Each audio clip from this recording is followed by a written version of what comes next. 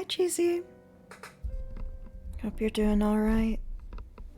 We'll get started as soon as the ads are done. Welcome on in. Oh, big stretch. Ugh, why do I always spill my tea?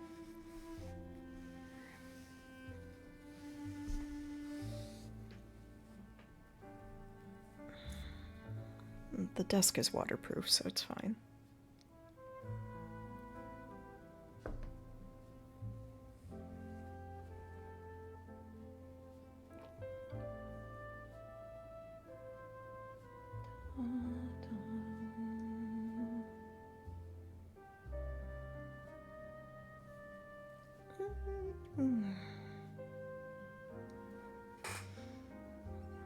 Just me watching the ad timer.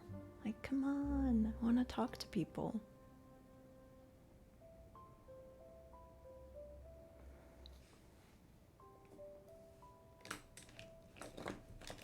Start messing with some of my pens. You can't see what's happening. It's so exciting.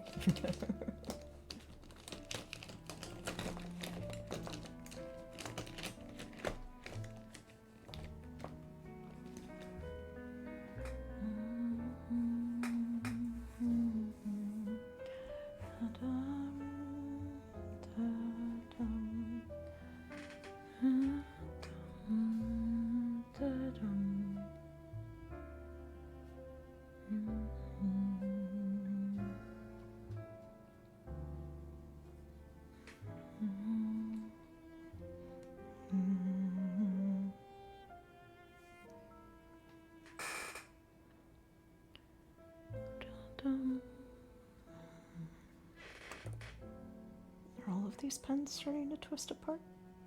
Just the yellow one. That's wild.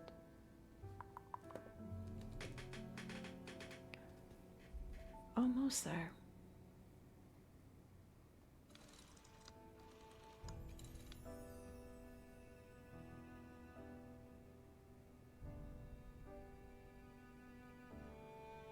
And there we go. Hey everyone, welcome to the cafe. It's good to see you all again. Welcome in, Cheesy. Mix It Up is now working properly as well, so if you want to do any of those redeems, please feel free to. As always, please let me know if music needs adjusting, microphone needs adjusting, and I will be happy to accommodate that. And today, we're going to continue the watercolor that we started over the weekend. But first, we are going to finish a art commission for Rosie. Hello there, Ezra. Welcome on in. Welcome on in. I also thought it would be a nice chance to be able to show everyone what I do for the sketch commissions as well. So yeah. Hi Snow. Hello. Hi everyone. It's good to see you all. But yeah, it's a cold, gloomy, sleepy kind of day outside. And I actually had a super productive morning. So I ended up taking a quick nap after my morning. And then got to painting instead, or got ready to stream some painting as opposed to starting earlier like I usually like to. But yeah, I've got some chill, jazzy kind of moody music on the playlist. So we've got Lies of P, a couple replicant things, and then also some Pyre OST as well, because I was kind of feeling Pyre. And then, yeah, let me take you through the process of what I do when I get the commission. Hello there, empanadas. Hello again. So I think I need to lower the music volume just a little bit. Just a little bit. There we go. So I got a second commission from our dear friend Rosie's. Well, it's the first commission from Rosie's, but it's my second commission since I opened up the coffee shop. And this is what I do when I get an ink sketch commission. So this is the size of the ink sketches, but I don't start straight away on them because I'm only giving myself about 20 minutes with a 5-minute grace period to work on them. So what I do instead is, well, what I do in order to prepare for doing that 20-minute session is I do a pencil sketch. So I spend 10 to 15 minutes doing a pencil sketch, and then I just test out my inks as well and get the inks that I want to use ready to go. So I have a giant bin of various markers and pens and things like that in all sorts of colors. And so they are all of various ages. So I like making sure that the colors that I want to use are ready to go. And if they're not, then I pick a different color. But yeah, this is the little pencil sketch that I put together for the pen sketch that I'm going to do for Rosie. And the pencil sketch just helps me figure out composition, lets me figure out stuff ahead of time so that when I'm doing the inking, I can just enjoy doing inking and not stress out about finding the right colors and like wasting time that way. So I can just have fun with the 20 minutes. Oh yeah, have a good lurk, Cheesy. Of course, of course. So yeah, so I did this sketch already. Bring it up a little bit closer. You can see Rosie just requested an owlbear, and I asked Rosie if she wanted to be making the rat soup that has become iconic for her tavern now. So I actually have her singing a little song as an owlbear with a big ladle and a little pot of the rat soup, and the little rats are going to be doing a conga line to the pot. But I'm able to do a composition, like, it's not complicated, but like a little bit more complex like this in 20 minutes because I do like the 10 to 15 minute pencil sketch. But this I keep. Hi, Core. Hello, Core. Hello, cousin. But this is one that I keep. And then what I send out, or what I send a digital copy of, depending on what people choose. The first one that I did actually got mailed out to my friend in California. I think Rosie requested digital, but I'll double check. If not, then I will send it. But Coffee is really good about saving all of those details, thankfully. But yeah, I figured everything out, and then I'm ready to do my sketching. And I hope you all are having a good week so far. We're halfway through, so good or bad, you are getting through it, and you will continue to get through it. Do not worry, you got this. So, I'm just gonna pull up my little color reference that I have, just so I don't forget what Roz looks like. Oh, okay. See, and this is also the thing that I like about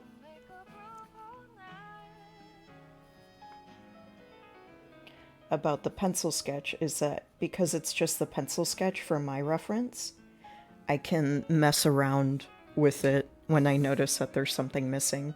So in this one, I'm like, oh, I missed Rosie's glasses. So Rosie has, yeah, I see glasses. Okay. Cool, cool. Hi, Baka. Hello. Okay. So, hi. Welcome in, Miku. You have two cats named Fluff and Snowball. I do have two cats that are free to interrupt me at any time, whenever they wish. Right now, they're both napping. I think. Let me see. Do you see them? Yeah, they're both napping in the other room. Oh, wait, I see one. She's in her little hammock.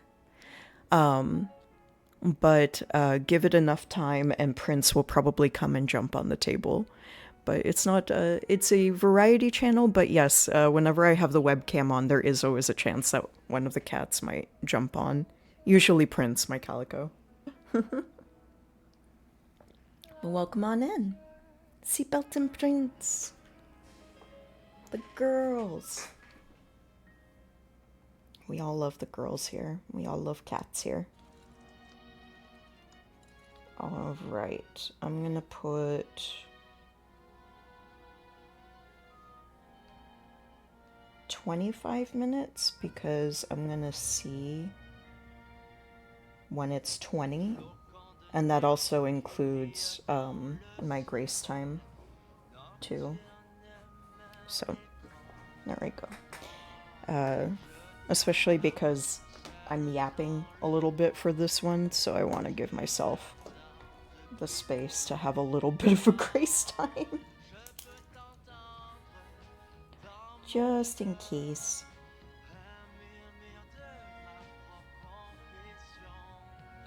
And then what I do is that I just kind of eyeball this guy as reference, my little pencil sketch.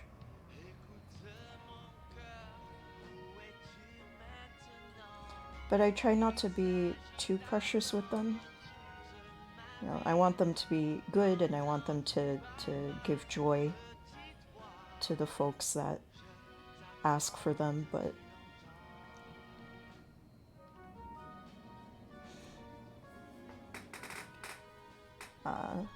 you know, I am making sure that they keep to the spirit of a 20-minute sketch for sure.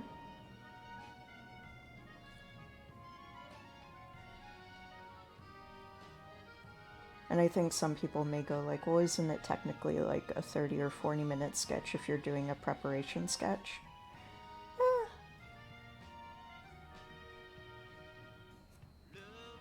I would not discount somebody for adding that time to their sketch time at all.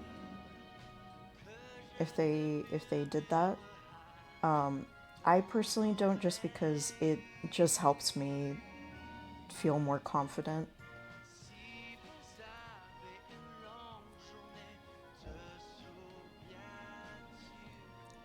So it's just part of my preparation. For me, I don't feel like I would be able to do this drawing if I didn't do that preparation. So that's why I don't count it as part of the 20 minutes.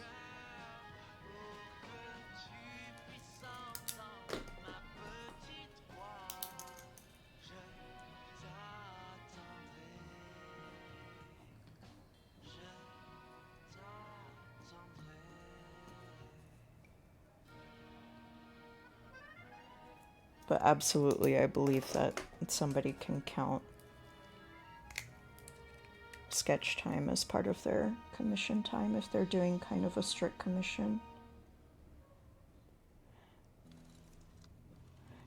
Just definitely, if you are, I would like mention it probably.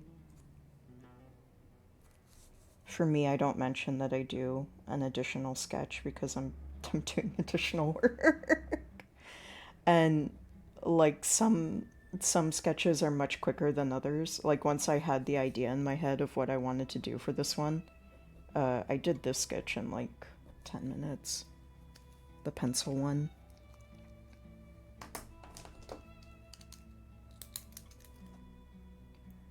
So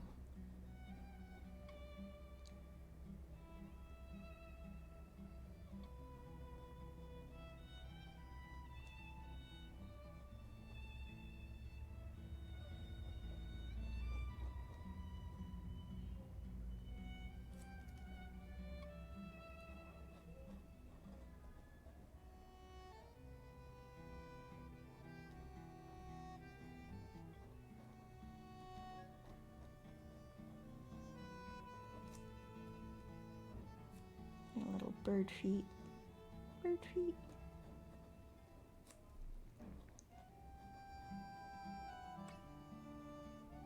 And yeah, like I said, because I'm yapping a little bit, I'm gonna allow myself a little bit of grace time on this one, but not too much. It's also why I wanted to make sure to be ready. And you can see on my pencil sketch, like, I tested out colors and tested out a couple pens. I did, like, some very quick line tests. So it's a little hard to read, but I actually had, like, I can show in a little bit and dissect a bit more of that process that I did there, but,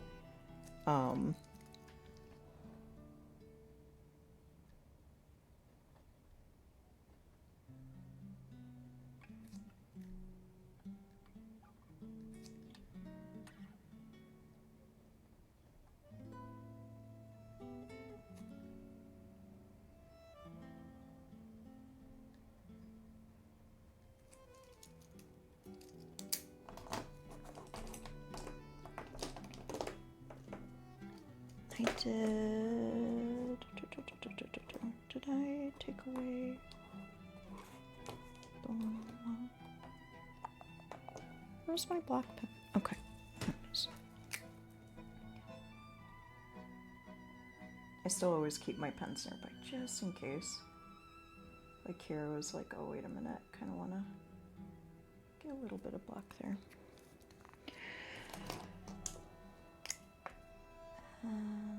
Get in the green. Some of this is going to show up a lot better on the actual finish image.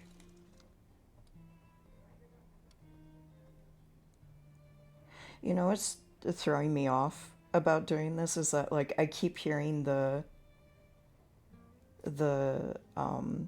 cog turn in the soundtrack, and I keep thinking it's like an alarm sound because it's so clock-like, and my brain just immediately registers clock, clock, and it's like, no, we still have a lot of time. It's okay.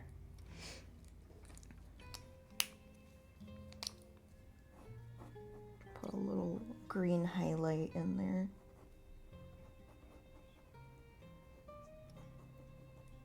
Make Roz super colorful.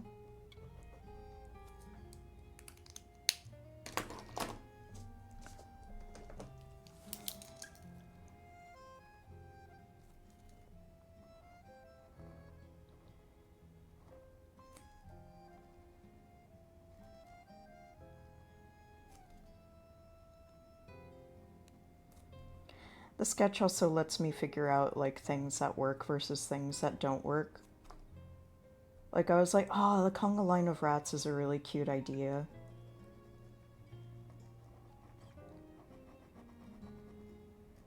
But the first version of this that I had Rosie with a knife, and I was like, maybe that's too violent, actually.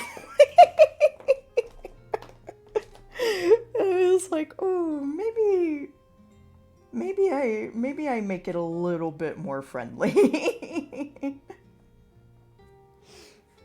Until close.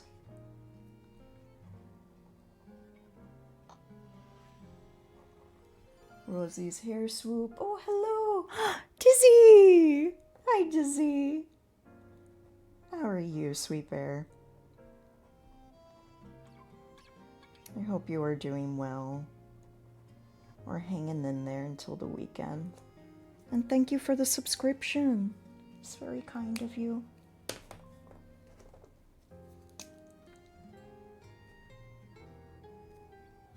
And if I'm missing any chats right now, I'll get to you as soon as I'm done with this. I am trying to keep not too far off of my time deadline with these. So I will be with you very shortly. But I heard my little sound alert.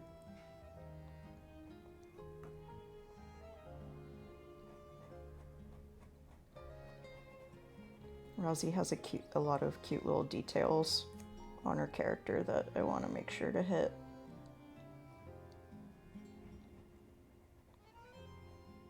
Lots of fun colors. Y'all, Rosie's is really good at art. She was the first person that I gave the artist role on my channel because she did the kitty emotes that we have. The 2 prints and seatbelt emotes. Let's see. I'm getting lost in the sauce. There we are. Bedroll to kind of just break up the wood flooring a little bit.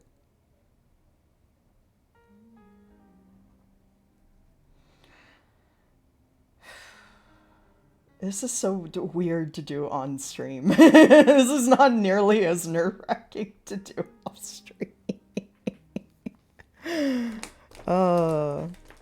Alright. Okay, let's put in the wood floor.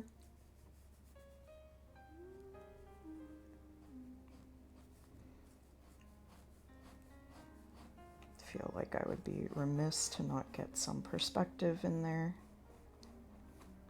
I'm doing it lighter where the rats are gonna be.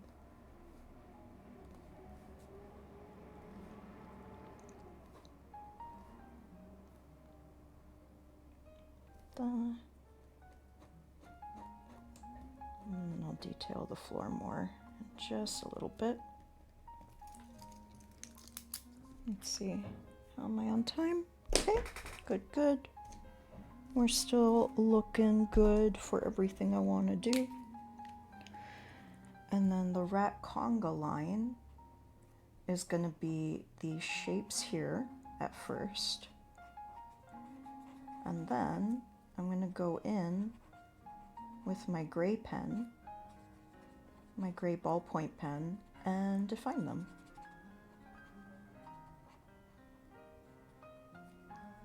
So it's just going to look like a big blob for now. Until I fix it up. God, every time I hear the soundtrack, I just want to play this game so bad. And I'm like, with what time and what money? I'm like, well, one day, you know, one day I'll clone myself and then I'll have all the time in the world.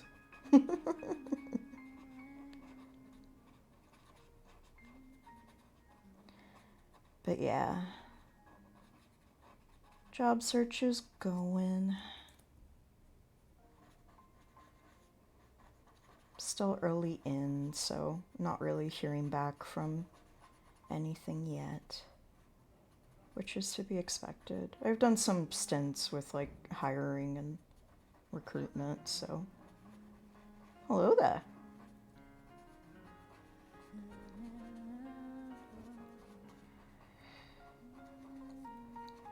There's times where I just kind of know, like, that probably didn't go through, and then there's times where I'm like, oh, it's just been, like, not enough time at all.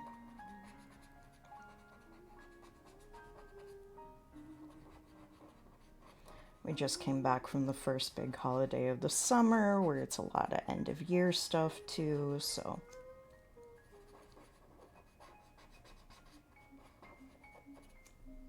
Tends to be a busy time. It's actually kind of a rotten time to do job searching, but I got bills to pay. So I gotta do it.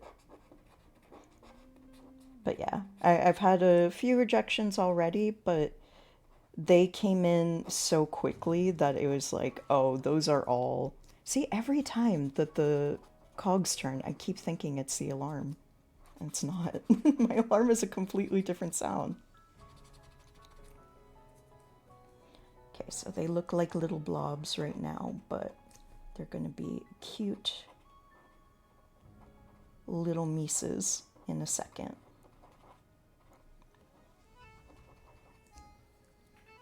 Okay. Then we'll keep going back in and defining the lines.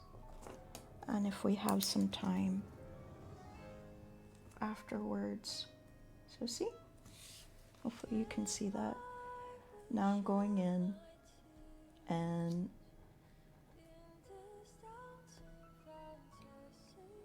I'm just giving shape to the little blobs. And they are becoming mice.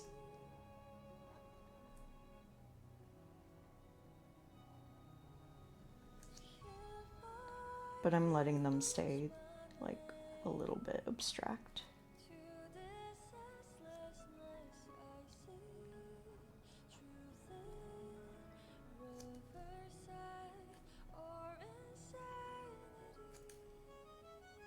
What? This one's eye didn't turn out exactly how I wanted it. And I wanted them to all look hypnotized. I don't know how popular this fairy tale still is. Did you all ever grow up hearing the fairy tale of the Pied Piper of Hamelin?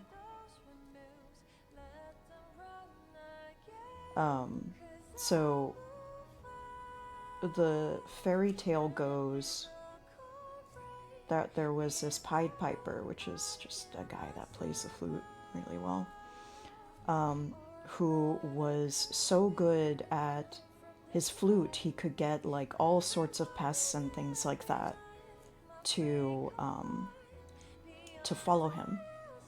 And so that would be the pest control that he would do, is that he would play his little flute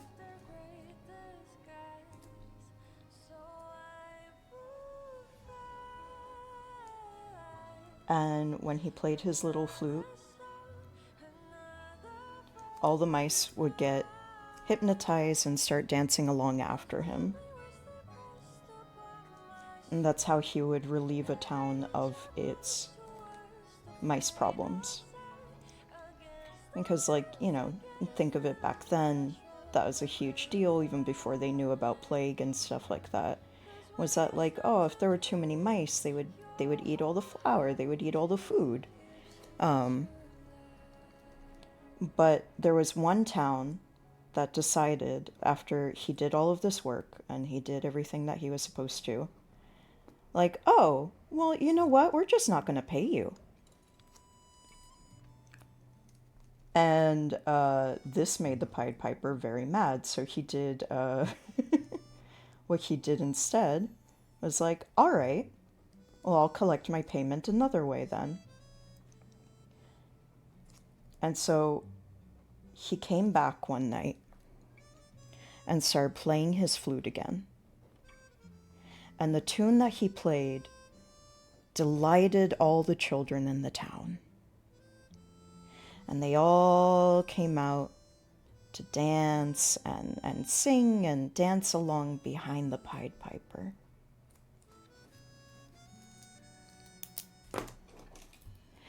And they kept following him. They were so happy. They were like, this is so much fun. And they followed the Pied Piper as he went through the town and out of the town and into the side of a great big mountain that opened up and let all the children inside, and then closed behind them. And that town never saw the Pied Piper or their children ever again.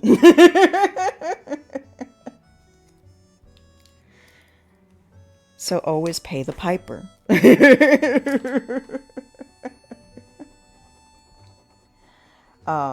There are some versions of the story that I've read over the years and seen over the years where you could go to the mountain sometimes and hear children laughing and singing. But the mountain was completely sealed shut again.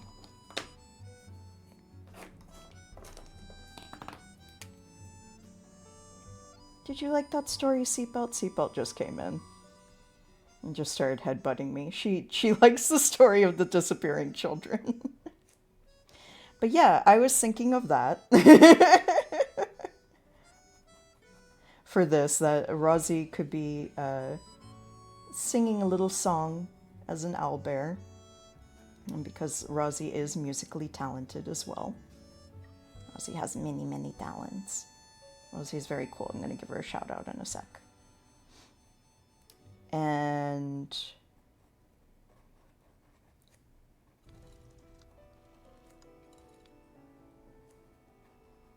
make her the most fluffy owlbear.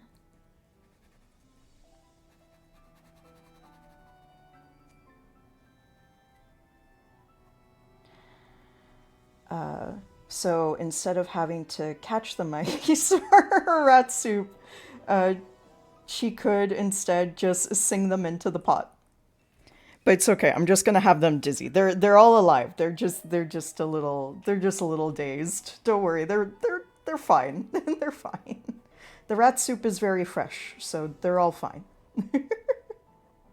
I think Roz told me once that it's like from a children's book that she read when she was little, of like making rats into soup. And it's just a coincidence that they look a lot like some other rats that we know of, and that we celebrate here in the community. Okay. A little bit of texture to the floor so it's not so empty.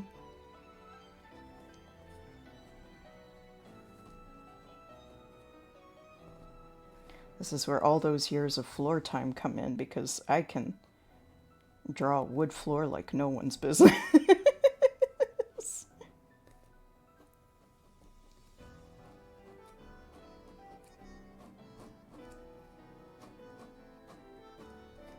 I'm getting a little bit nervous about time, but don't want to check it yet. I'll check it in just a sec.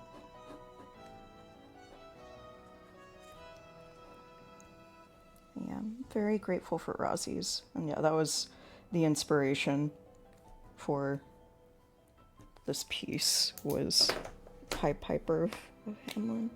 I think it's Hamlin, right? Or am I mixing that up with another fairy tale? Give her some little, like, hehehe eyes. And she's happy.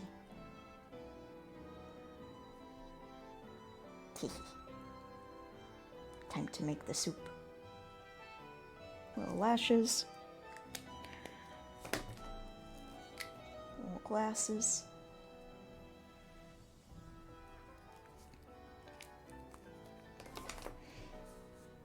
Little music notes. Boop, boom.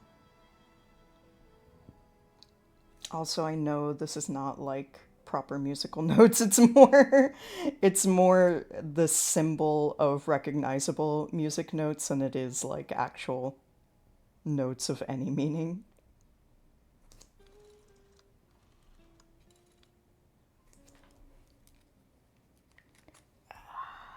The nose is a little off. Here, let me use the glasses to fix that. There we go.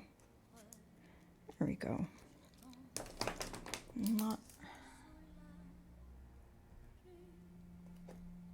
Yeah, I like that better for the ears.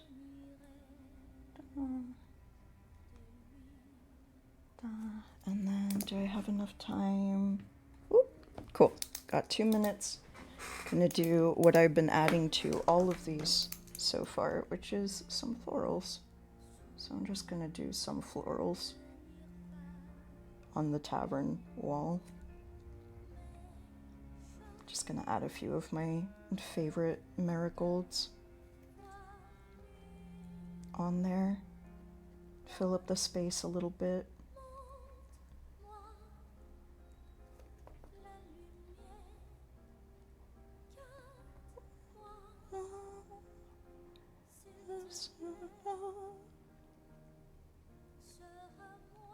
I hope this has been interesting for people to see.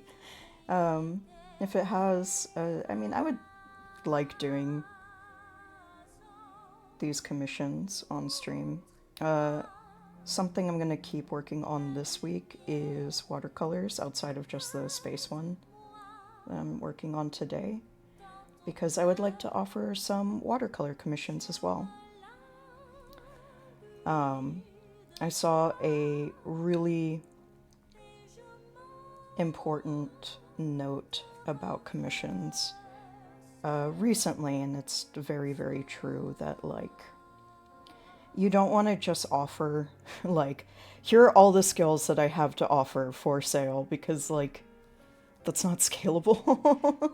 You can't just offer all of your best skills or everything that you learn at all times. So I'm just making the little marigolds into wallpaper. That one came out a little messy, but I'm gonna tie them together in a second.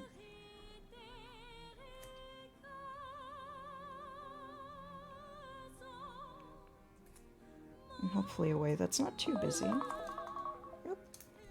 Okay, Rosie gets an extra 50 seconds. It's okay, Rosie has supported me in so many ways. It's more than earn an extra minute. Okay, something that is driving me crazy is that I do have a dark green pen and I don't know where it went. So I've been doing a lot of my floral with teal, which is fine. That is like one of my signature colors, but it was like such a pretty green, and I really need green, and I don't know where it went, so I'm like, what the? So I've just been doing the vines for any time that I do florals this way. And I've been liking that as a signature little thing that I've been adding to all of my pieces. For the other piece that I did daisies in the background.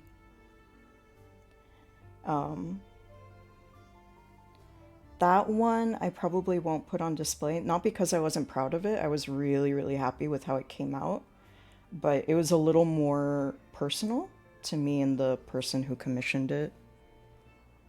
And so, like, I'm sure my friend would be more than happy to let me show it, but I was like, no, this is one I did, like, really special for you. I spent a long time thinking about it before I did it. And put a lot of thought into that piece. Because one, the concept that I got was very abstract, so I had a lot to think about. But also, two, me and that person have a very, very long shared history, and I know she had been going through it this year, so. Okay, but now we're done. We did it. So we did it. 20 minutes with a little bonus. Okay, let me actually catch up on chat. And then, of course, gotta sign it. AH 25. And there we go. There's Rosie's ink commission. I don't know if Rosie's in the chat or sleeping. I hope Rosie is getting sleep. I don't know what time it is in Japan right now. There you go. Oh, that came out so cute. Now that I'm not in the time crunch, I can actually, like, sit back and admire it. That came out so cute. I really like it. That came out so cute. Okay, the one thing I'm gonna fuss with. And then I'm stopping. Okay. I wanted the hairline to move a little bit. There.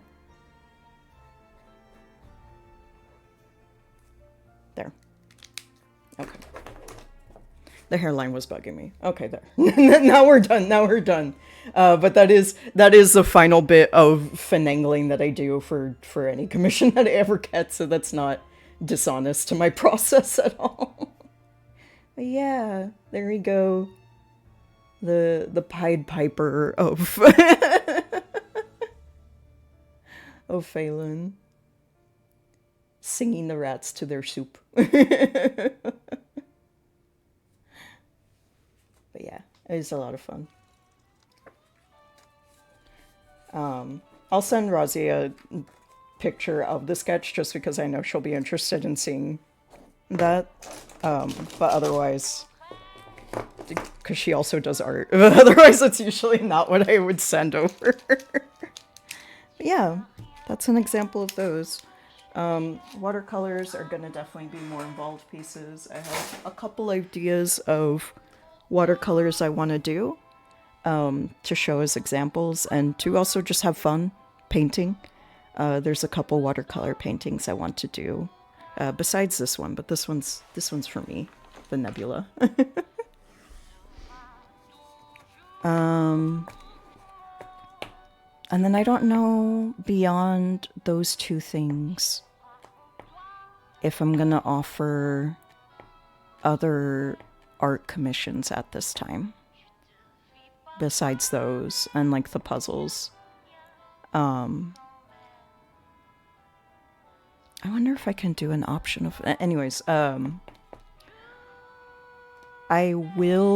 I am still looking for a solution for doing prints of paintings and selling paintings, but those aren't commissions. And acrylic paintings, that's what I mean of like, you can't offer your best on sale at all times because it's not sustainable.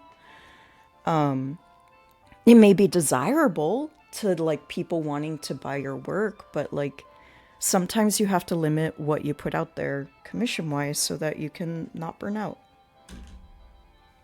So the pen sketches are super fun for me.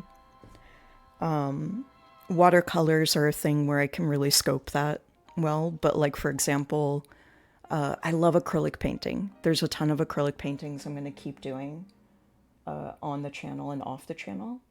I'm not going to offer those for commission, except on like a case-by-case basis. And even then it's like, maybe, maybe, but not likely. Just because those are a lot more personal to me, and they're also a lot more time consuming too. So it's like, I don't know realistically how many acrylic commissions I could even offer in like a year, honestly, without stopping doing the ones I want to do. Because I don't do art full time. Nor can I afford to. Don't worry, I'm not drinking the paint water this time. Okay, let me catch up on chat. Thank you all for being so patient. So patient. Let's see. Hollis! Those first 10 minutes are just playing in the space and making ideas. Yeah, storyteller, welcome back. And Dizzy. Roz Gabine. Rosie's drew my cat for her birthday. Oh, that's so sweet. Yeah, Roz does so much art. Dr. Sploot, welcome in. Meister, welcome in. Rat bath. Yeah, this is just a rat bath. That was super fun. It was a little stressful to do on stream, I'm not gonna lie. But it wasn't bad. It wasn't bad. I like what came out, and I was fully ready. It was just like a little nerve-wracking to do it on camera. But I think useful, too. Because now I have an example if somebody wants to go like, oh, what does a 20-minute sketch look like? It's like, oh, here I can show you exactly what that looks like. But yeah, let's get back to painting a nebula, and I will throw in the chat for anybody that didn't see it last time. The nebula that I am painting in watercolors. You may see what I have so far and be like, that looks nothing like it. It's like, yeah, because I'm only like 3 out of 20 layers in. This is going to be a very chill and slow building process, for sure. And Miku, thank you for the follow. Oh, thank you for the hydrate, Meister. Hope you're doing good, Meister. I like saying your name. Meister. But yeah, welcome on in. Oh. I need to like shake off the timer. Like, but yeah, those have been fun. I'll have that up as a sample along with the one that I did for sure. Just working. Good. I hope work goes smoothly.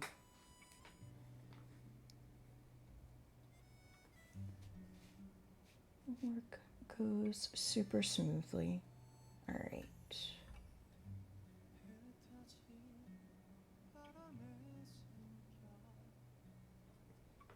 This song is really pretty too.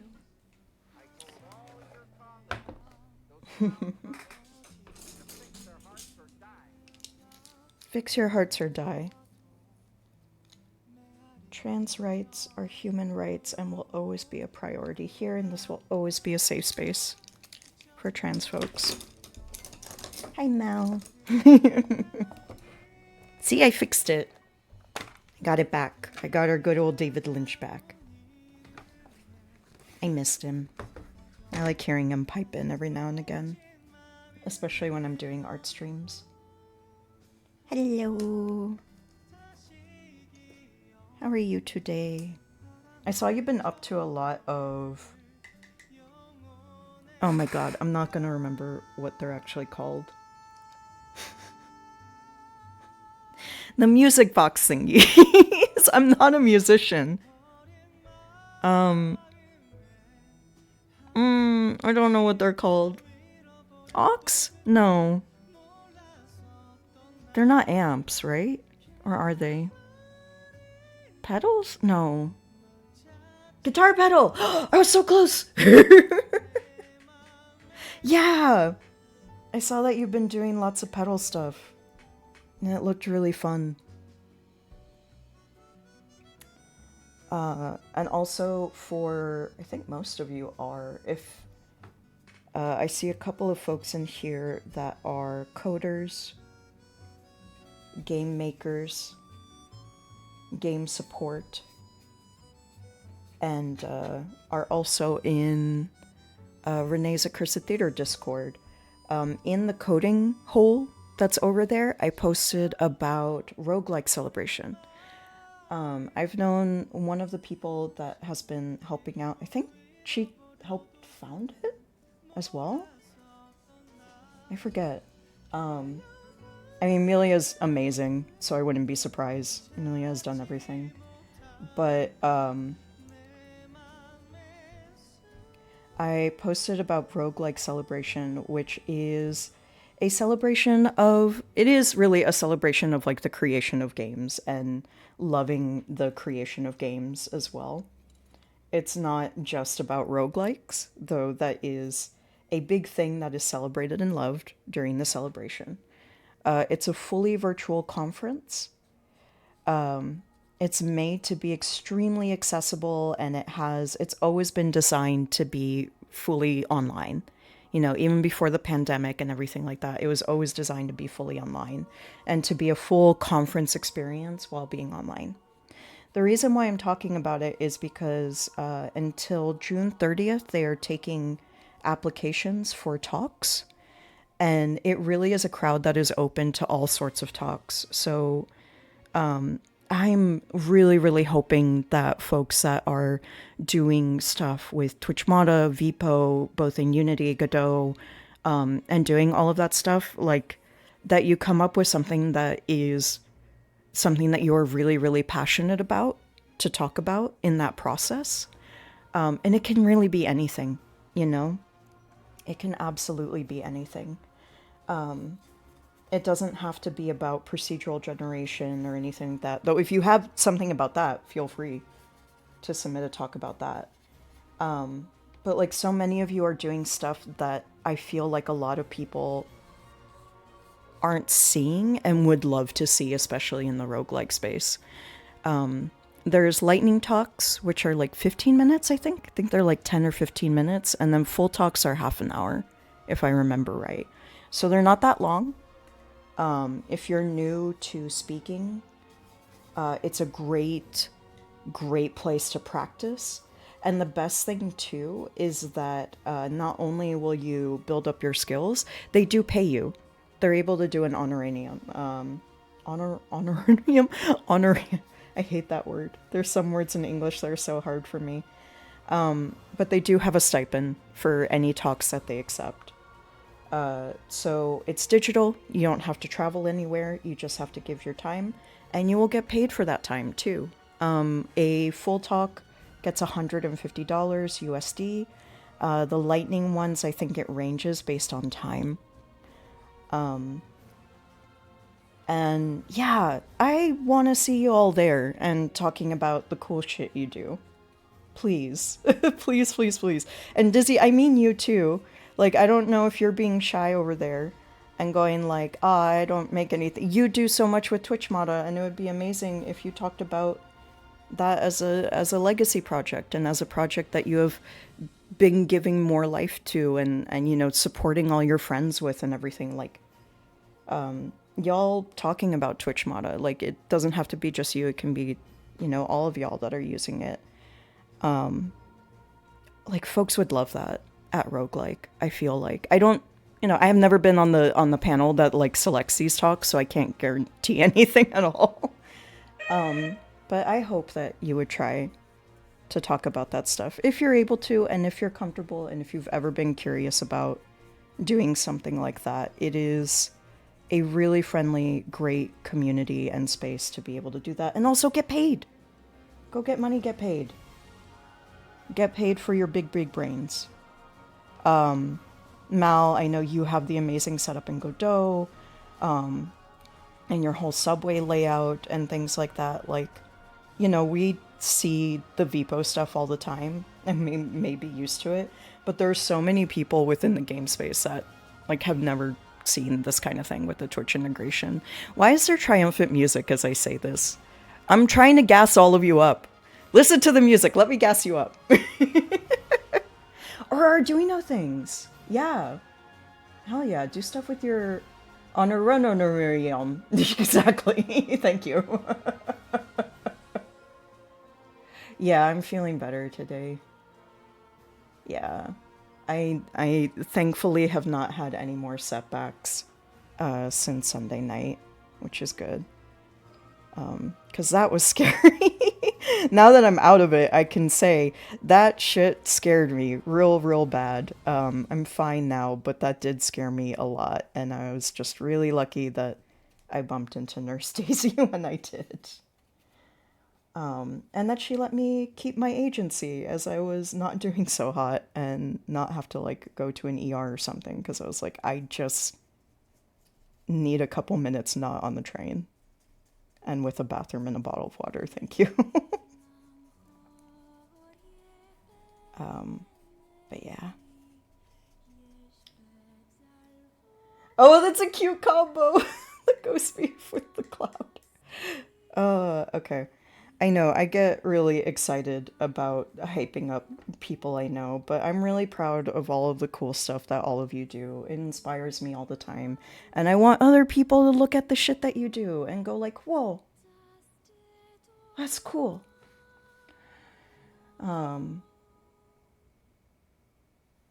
Changing presets. I struggled with Arduino stuff before.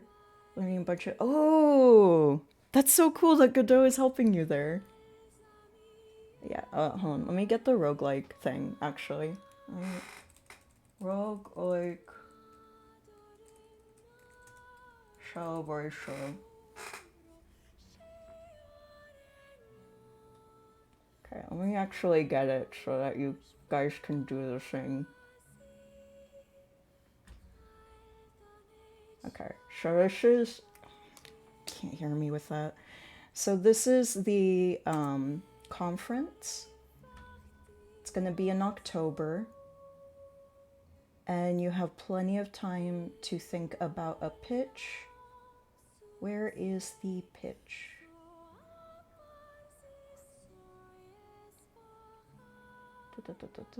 Blue sky. Here it is. And then I'm gonna link to the whole Blue Sky thread, because they talk in depth about, like, what works, what makes, like, a good application and stuff like that to also gas you up. So here, go submit a roguelike celebration talk idea. There, I'll do a proper pin. There you go. But it's when I yammer off about stuff like this that you can tell that I used to be an events organizer. But yeah, they are really, really cool people. I can vouch from knowing one of the organizers and knowing that that organizer has stayed on and really cared about this project for many, many years. And just seeing this project grow over the years, they're cool. Let me not dip my paintbrush into my tea. So yeah.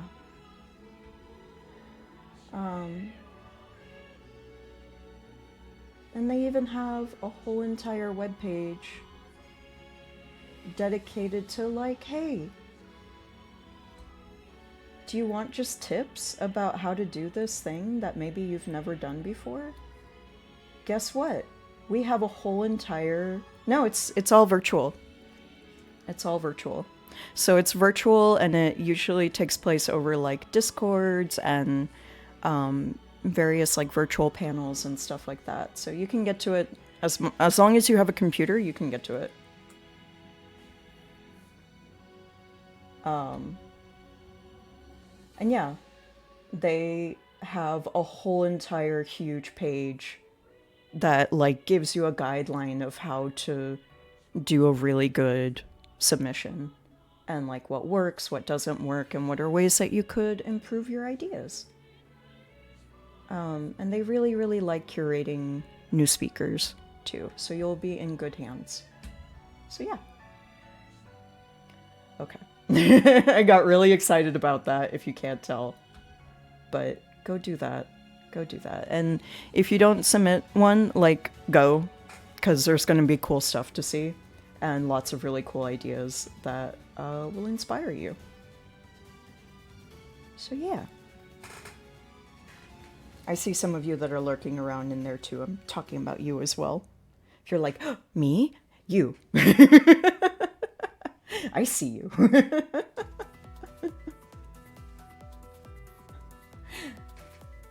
I see you, and I want other people to see you too. If you're comfortable.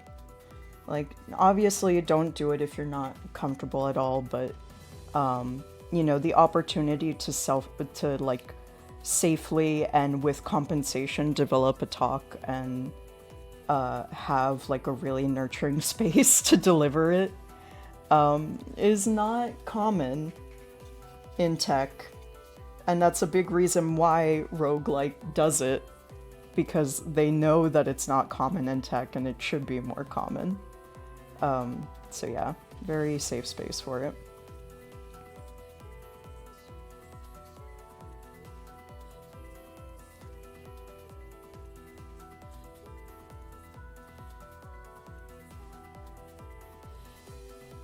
So there you go.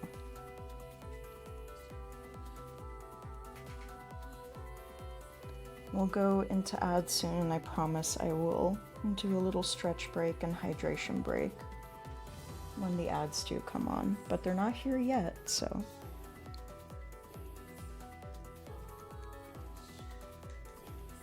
Actually, I want to use this guy, softer brush.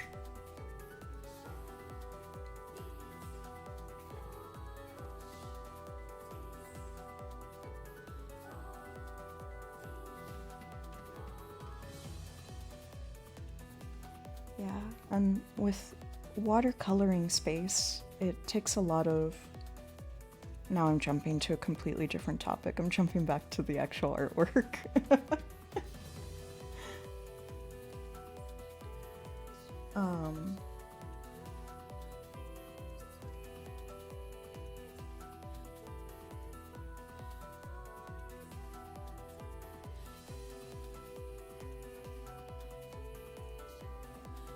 It takes lots and lots of very patient layers, but I'm hoping that by the end of stream today, you'll be able to really start seeing the nebula come through in this. Like, I can see it. I can see where it's gonna go. And I can see where it's gonna be. But, yeah.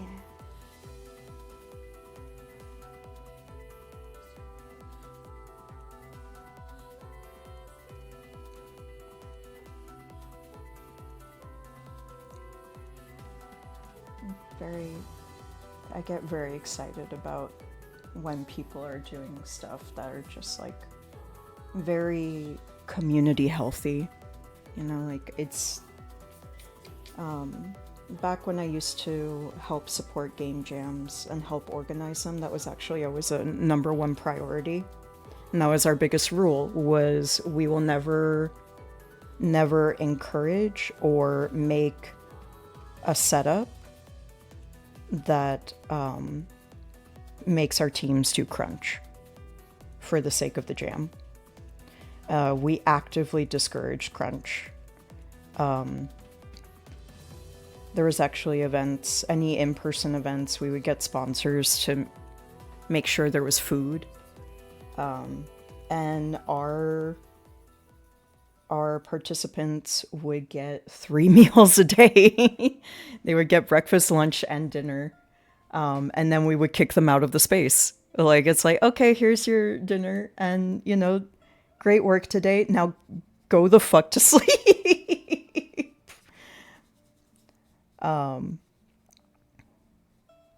And I would be there highly encouraging folks to, you know, not aim for perfect, just aim for something that can be submitted. They could always work on it again later. And I worked too on like helping to encourage people to submit a few hours before the deadline, because there was always stuff to troubleshoot. So I was there along with other people that were helping to run those events to just help ease that troubleshoot panic by like helping people start to upload things early and like help people start to coax to like a place where they felt comfortable to go, all right, we can pencils down and submit the thing that we're doing here. So yeah, I'm always a huge fan of anything that is inspiring community health. And I even tried to, you know, I love this one. I love this song. That's something that I try to keep in mind too because I love streaming, right? I love streaming. I get a lot of joy out of it. But, I mean, a lot of you already know I don't have the best health right now. And some of you know in more detail the amount of stress that I have on my plate with a lot of things at the moment.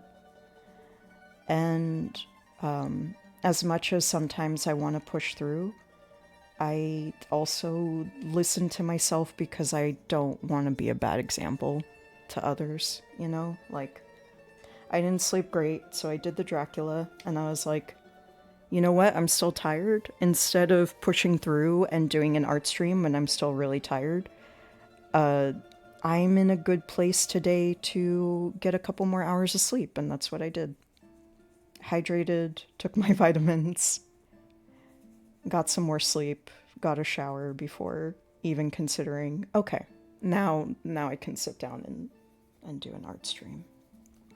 My voice is cracking a lot today, I don't know why. I think just because it got cold here all of a sudden.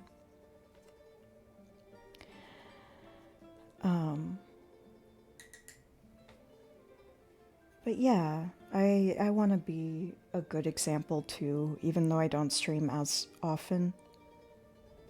And don't want to like ever be a example that people go like, well, Ale does. It's like, no. You know, we should all support one another to be healthy and to be resting and taking care of ourselves as much as possible. Especially when the world is on fire. It's very important to take care of yourself. so that you can help others. And I have to remind myself of that constantly too, because I am very stubborn about that point. But you can't help others if you're burnt out. And if you're burnt out, you can't do cool, fun stuff on stream either. So, you know.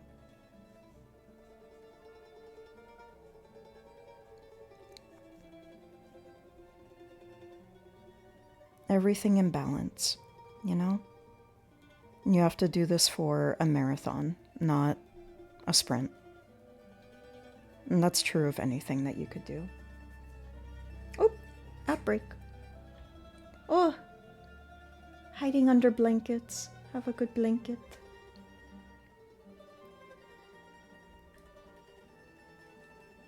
Okay, I'm gonna stretch my wrists, not put my paintbrush in tea. Take a little walk. I might actually dance a little to this music, because it is quite nice. Where are my cats? Where are my cats? Girls. Where are they? Hi, Prince. Missy Prince. Where is Miss Seatbelt? Oh, are you in here, baby? Hello. Okay. The right shall come to bear, illuminate the signs, the exiles shall be there. All are not the same, but we shall be as one. Freedom in flame, the end has just begun. Strands may break alone, but twisted make a braid. Together on their own, the journey shall be made.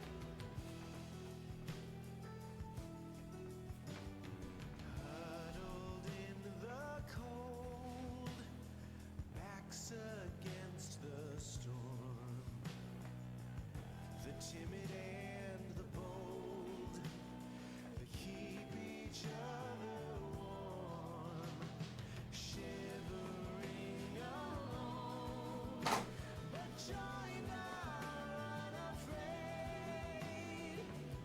Together on their own, the journey shall be made. The journey shall be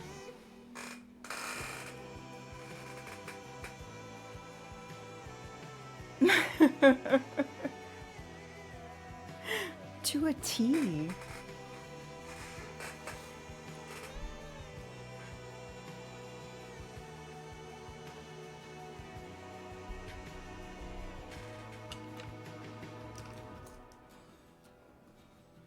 This is my first time hearing about To a T. That sounds really cool, though. I like that. illuminate the signs, the exiles shall be there. Okay.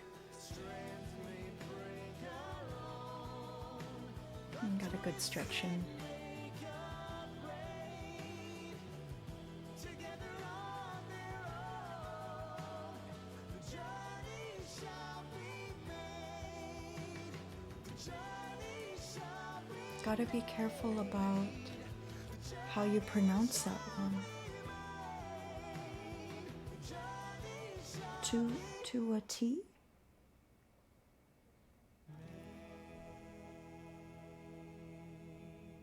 I don't know the part that is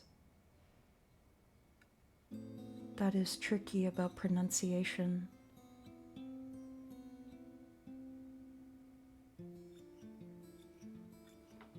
Wouldn't be the first time I said something a little weird, though.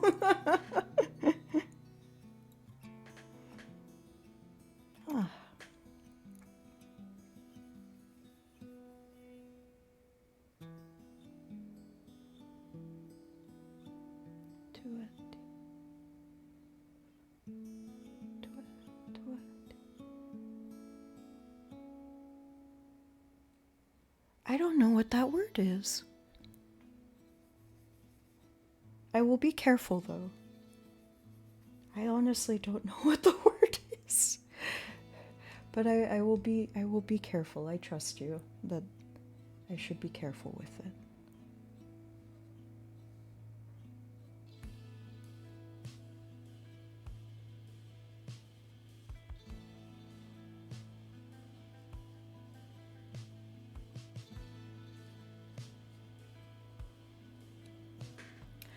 Oh, okay. Here, I'll deny it because we don't need that word. But you're not in trouble. No, okay. Yeah. No, I've definitely heard it from UK folks before. I couldn't. It's super not common. So like I was thinking like twitty. I was like, is twitty a bad word? I don't know.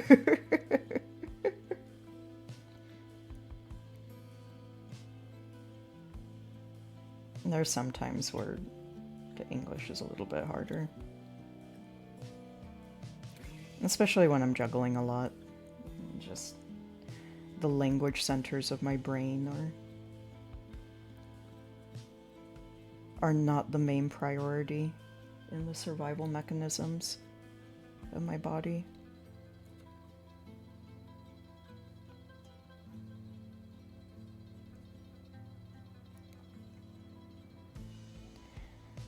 I have to be careful with it. I might have to re-tape this guy down because I'm using a lot of water in this. It is a mixed media paper, but it's a mixed media paper, so it's it's not like it's okay at handling most mediums, but it's not like the best at handling mediums, so it's not a very heavyweight paper. It's a little heavier than a standard sketchbook, but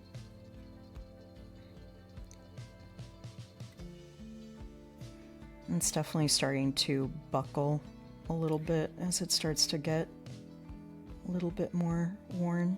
I kind of like the texture that the paper is getting as it's getting oversaturated, but also, yeah, I just need to be cautious with the materials.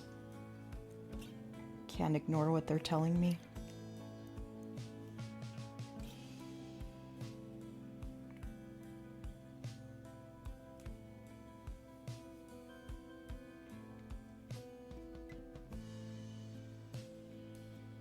I think a lot of people just forget Pyre in general.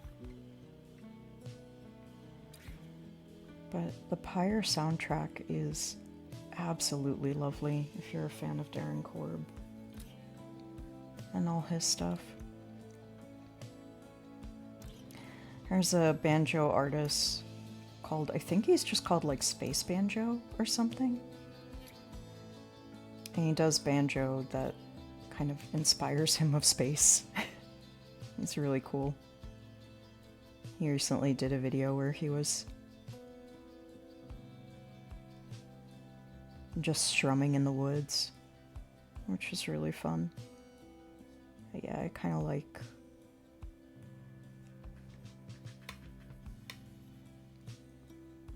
the cool things people do with that kind of feeling of folk music. And there's like a little bit of folkiness underneath all of the Pyre soundtrack.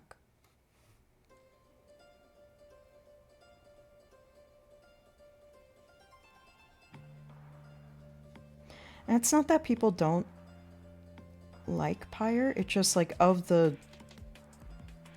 Supergiant games, I think it is one of the ones that gets brought up the least amount as compared to like Bastion and Transistor and so on. I mean, they have such a big library now that, like, you know, one of the games is going to end up being talked about the least. I think it also just came out at a weird time. I remember the reception being kind of mixed on it. It was very different from other stuff that they did then. I don't know. Sometimes you have a game that is good, but it just has bad luck when it comes out.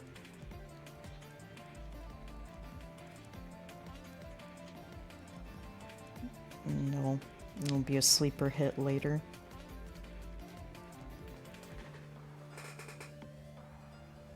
It's starting to look less like the masking tape was there, yeah? Oh, it doesn't run well on Steam Deck. Yeah, I don't know if they ever really updated it. It's difficult to keep up with the strange things we've done to the English language, to be fair. That's fair. Art do be like that. That's true. You can have very good art and it can take seconds or years for people to find it, your audience to find it. It's all luck. If it was all hard work, all of us would be gazillionaires because we're all really talented and cool beans. And that's not to say that people who have, like, struck success aren't also that, but it's just like, yeah, you need talent and luck. Sometimes just luck, but a lot of times it's talent and luck. You know, it's not an expression of who you are or your worth or how good your art is based on the numbers that you get.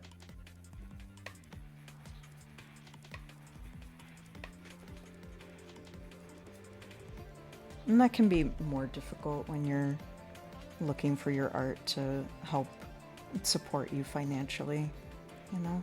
But your art is still good, even when people don't buy it.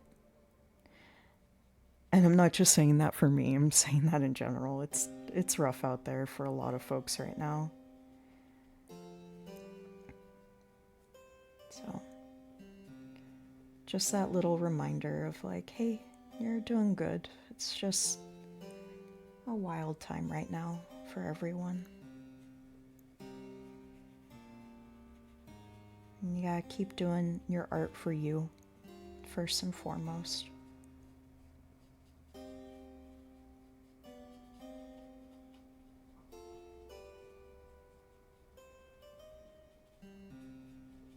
That's why I like painting space, because it's for me.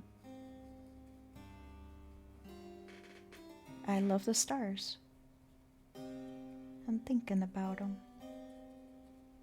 I love learning about them too.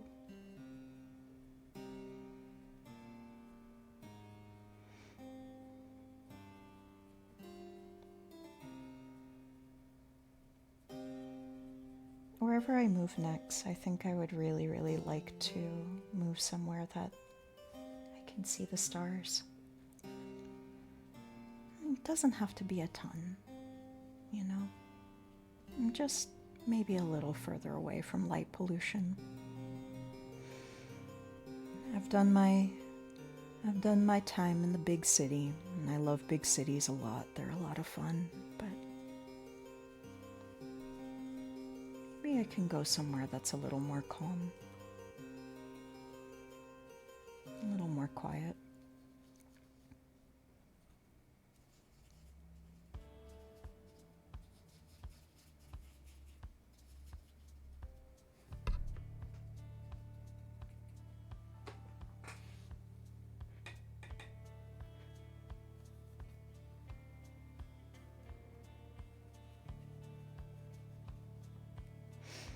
It is very strange that I always go into these little, like,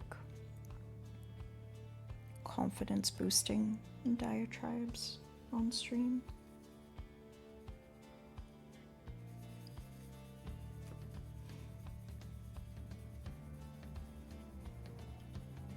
You realize why I do it, right?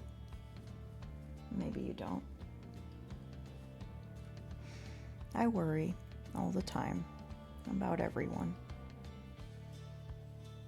I want good things to be happening for everyone. I want everyone to be okay, and everyone I know to be able to thrive and do what they love doing and to be happy. And so what that means is that I spend a lot of time just worrying and fussing. But it's not a worry or a fuss that makes me sick or anything like that. And it just is who I am.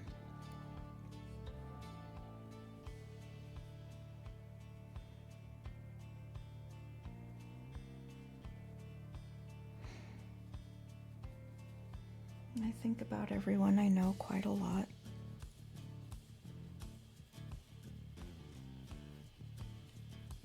And when I go into these little things and just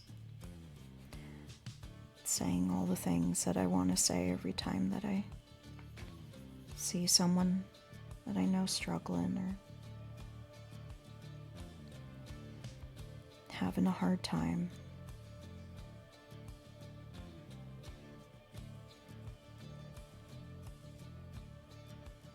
I just always want folks to know that I believe in them for what it's worth.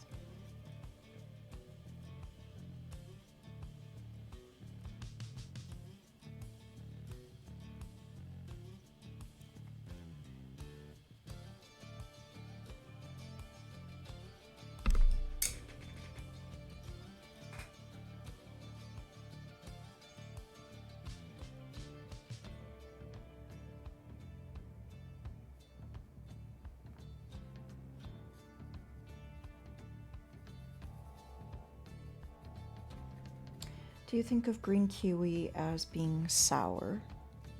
I haven't had kiwi in a long time.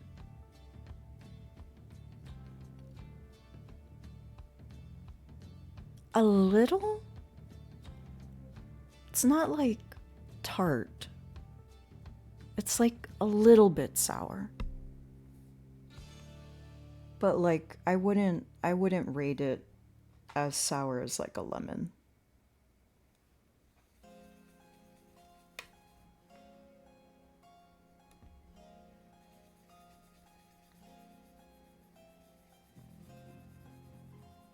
A lot of folks picking up games and streaming more during lockdown. Yeah. And one thing that I liked about more folks doing that is that there was a lot of folks that reconnected with stuff that they loved during lockdown. And I hope a lot of folks carried that outside of lockdown too.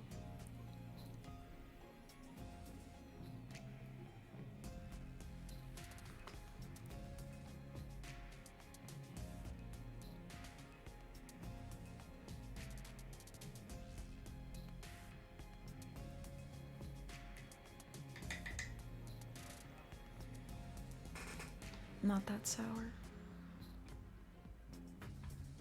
Oh, I missed a lot. Sorry. I got kind of lost in the sauce in my painting there.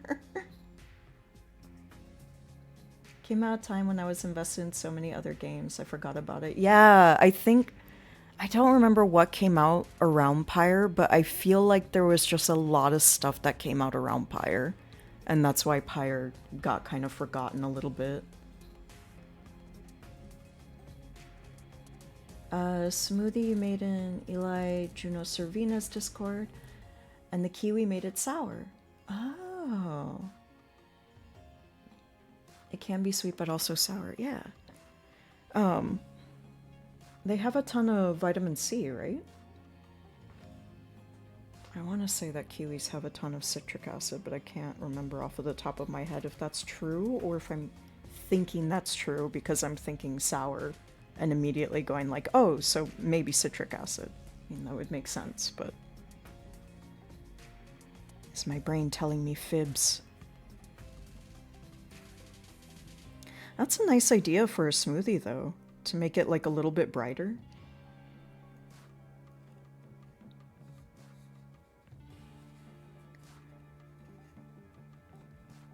That's always the thing with smoothies for me, is that they tend to get a little too sweet.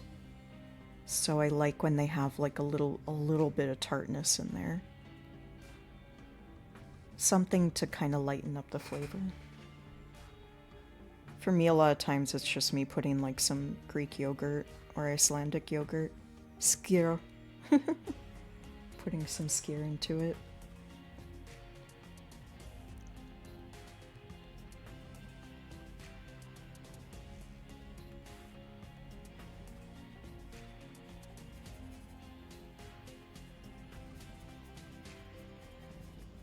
I'm pretty sure I beat Pyre.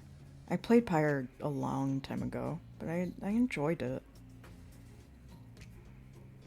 I remember there were some parts of the gameplay that sometimes wasn't my favorite, but overall, I really enjoyed it.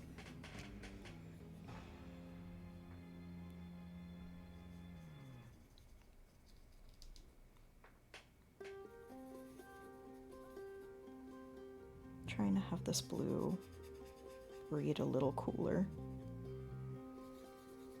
And this purple read a little cooler, actually. There we go.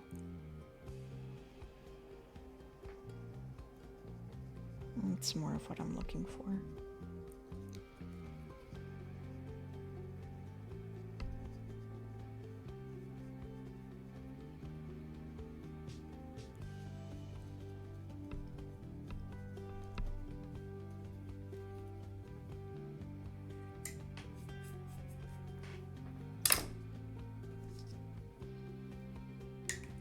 Get my fancy little fantail brush.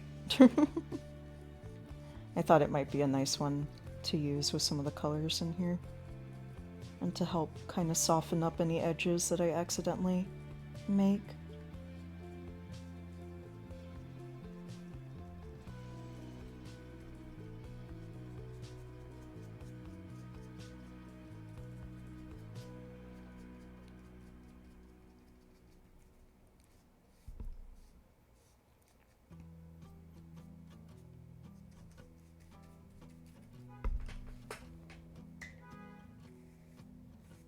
Get a little bit of like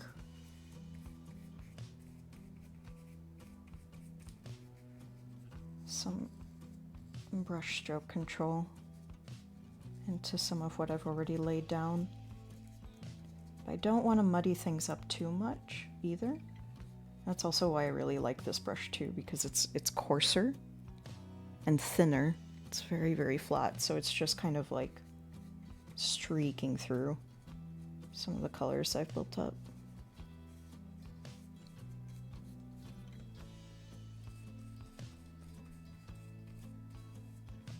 Yeah, I'm definitely gonna have to retape this down a little bit. And this puts just about the amount of color that I want in these like lighter parts for now. Not too much, but just starting to build in there. There we go. Hopefully y'all can see what that did. I can.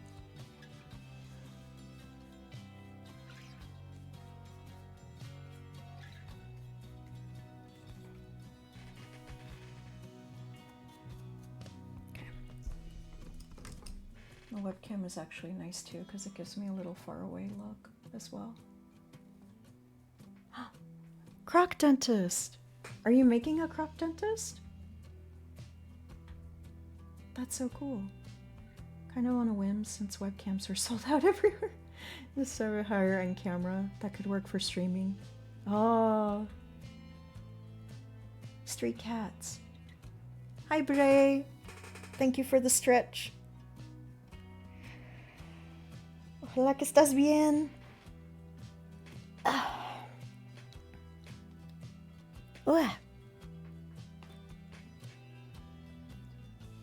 I have only beaten Lovesick at Crocodile Dentist once.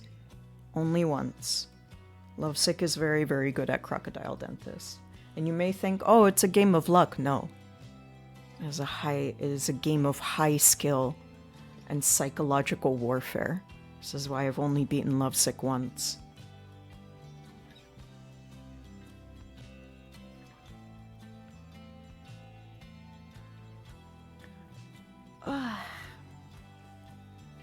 Modeling Croc Dentist with the intent of making a digital version Godot.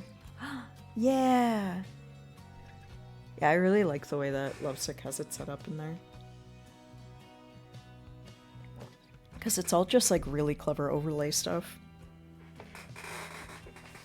Lovesick does really cool stuff.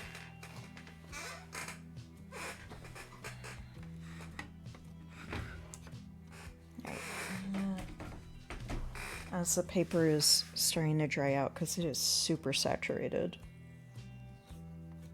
with water, I'm going to give it another little layer of tape kind of going into it so that we can hopefully get it to stop buckling so much. We'll see. We'll see. I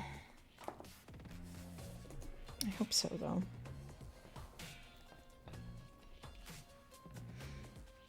It's like I re-tucked it into the tape because it burst out a little bit since the last stream where we worked on it. But I can go in a little bit more and just sacrifice a little bit more edges so that I can have more control over the paper again. Because otherwise I am going to end up tearing this paper or have it just become so wrinkly that, like, yeah, it just won't be very nice. Okay. I'm also taking advantage of the paper being wet, because washi tape is a very weak adhesive. But with the water, it's going to kind of like suck it in. And as it dries, it's going to tighten back out again. There is special tape that's crafted for this stuff, because of course there is. But washi tape does in a pinch.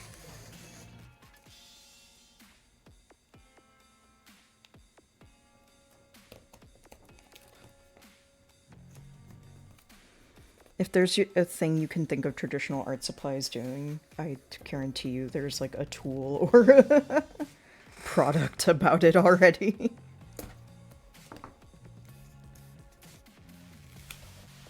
It's one of the reasons why I want to get into digital, because it is less expensive.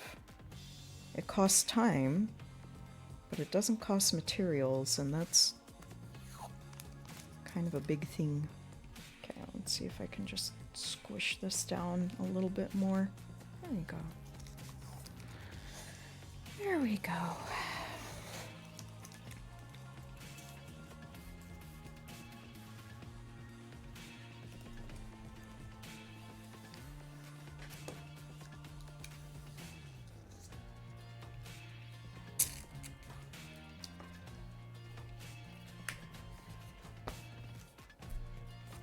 Pyre soundtrack is really, really nice for painting too.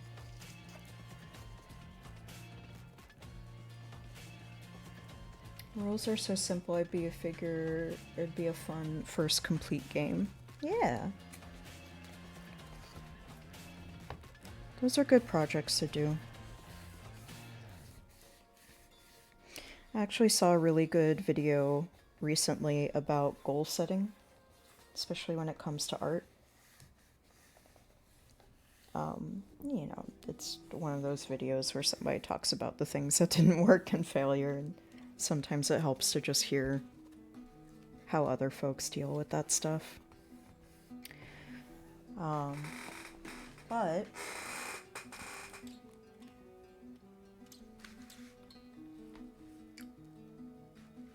boop, boop, boop. There you go. Oof. It's not that much, it just feels like my canvas is so much smaller now, though. Like painter's tape, but designed for paper. Yeah, and it's designed to specifically like get wet and then help to tighten up watercolor paper. This is gonna drive me crazy if I don't straighten it. It's way too crooked. I'm not doing it perfect, but like that was way too crooked. That was bugging me. Yeah. That was a big thing that the video talked about like setting goals that are a mix of, I mean, this is just a general thing that you'll hear, like you'll hear SMART goals and things like that, but you want to do a mix of goals that like let you see a marked thing of improvement or progress. So like, let's say finishing a specific project or task, right? Like you're like, by the end of the year, I want to, like, let's say I'm like, oh, by the end of the year, I want to make a new overlay from scratch, right? I'll be able to measure whether I did it or not based on, I'll be able to measure the success there based on whether I did it or not, and be able to learn from that of like, oh, well, maybe the goal was too ambitious and this is why, because I needed to actually practice XYZ things and didn't realize that at first. So it's not to beat yourself up either. But that can be more helpful to do. I mean, even that would just might even be a little bit too much, but like kind of setting like concrete goals, and then also having the goals that are a little bit more abstract with that. So not just having the concrete goals, because that can end up being like really limited and very task driven, which is good for some folks. But there might be some goals that you have that are like, I want to keep improving my skills in watercolors, like let's say. Then I know to gear towards stuff that will help me do that. So like practicing, watching other people watercolor, maybe even taking a class on it, things like that. But that would be harder to measure concretely, like, oh, I'm better at this thing now, because it's such a nebulous, subjective thing, right? To be better at art. And it's not as concrete as like it's there or it's not there, right? Because you're never done being better. And so I really like that talk for in terms of artistic projects, like that you need kind of like a mix of those and then the things that fall in the middle, because art is such a lifelong journey, it's a thing you're always doing. With anything that you create, you're always going to be learning how to do it better. You're never going to do it the best that it could possibly be at every time, forever and ever and ever. Like, you're hopefully always learning how to do things better. And so having a mix of the goals that are both like concrete and then also abstract can be those motivating things to go like, yeah, I'm really excited to learn more about this thing. But then by the end of the time frame you set for yourself, you'll be like, oh, I was able to achieve this thing, or I know I can do this thing next time if I do X. So it just kind of helps. I know how to handle logic variables, animation rules, events, but presentation UI is my next thing to learn, which afterwards is about enough to make a package thing, even if it's as small as Croc Dentist. Yeah. But I mean, that's definitely the smart way to do it is, not just going like, okay, I'm going to do this one. I mean, you can start with a big, ambitious project. But sometimes it helps to have smaller pieces of that project that are achievable. Like you can have the big thing that you're going for, like the quote unquote end goal for the stream overlay and setup here is eventually doing a hand-drawn looking VPO that looks like a 3D realization of my artwork. That's the long-term goal, right? But in the meantime, there's stuff that I can do that are like baby steps towards that. Like the one overlay thing I really want to work on. Hey, Nim. Hi. I haven't seen you in a minute. I hope you've been good. Hope you are doing okay. Hope you're doing better than okay. but what's it called? Like a achievable thing in the meantime is something I would like to do is replace the overlay that I have now. It's beautiful. It's great. It's bought. It has a set amount of time that I can keep it for, because I don't know if I'm going to pay for a yearly subscription when it comes back and is at full price, and that happens in the fall. So it would be nice to have my own. And one of the things I would like to do is like for this main screen where I'm doing stuff either on webcam or in games is to do a animated frame with either acrylics or oil pastels or both,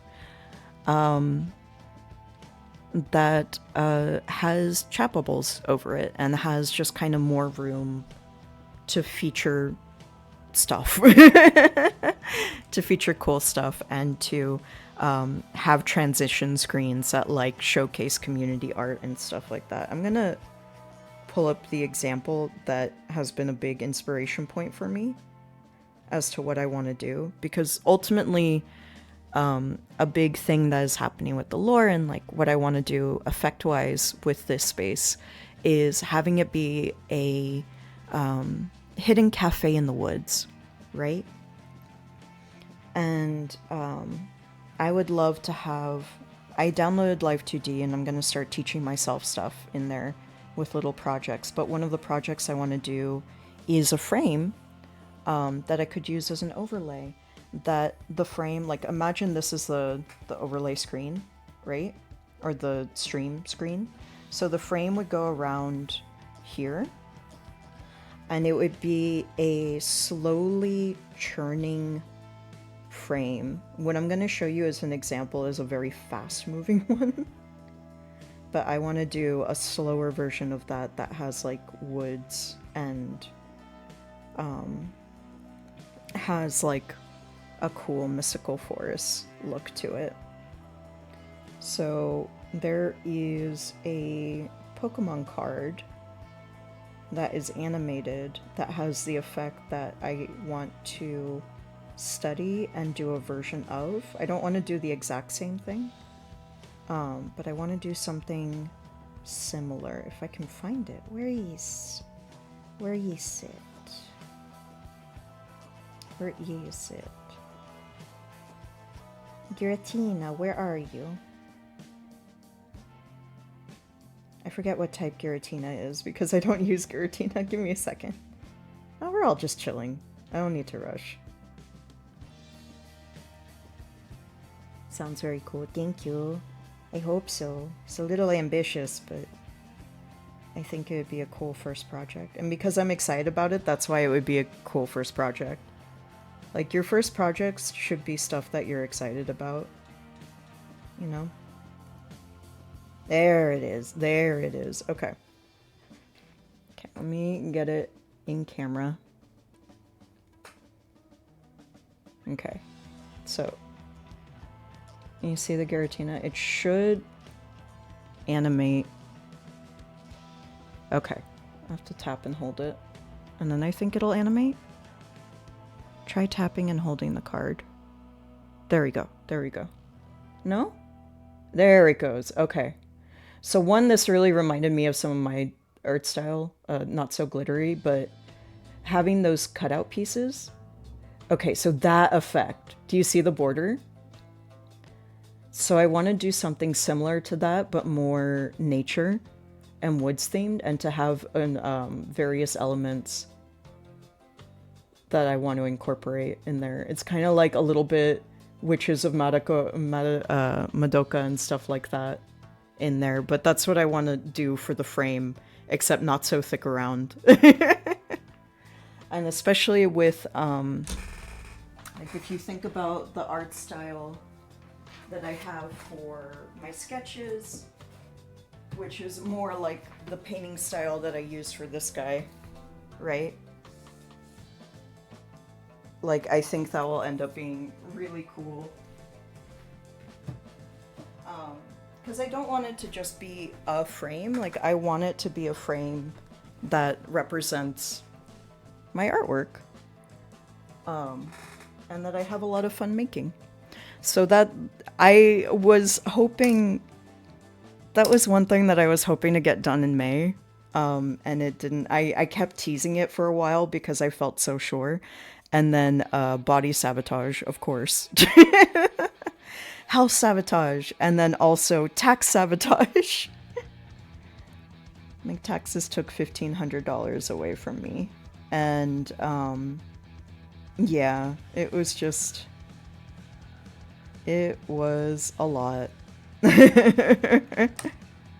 What is this? Is this still Pyre? Hold on. It is Pyre. It's just... I'm gonna skip ahead a little. There we go. Yeah, so that took the wind out of my sails. That took the wind out of my sails more than a bit. And, yeah, and just a lot of stuff happened that made me go, okay, so I'm not gonna get this done in May.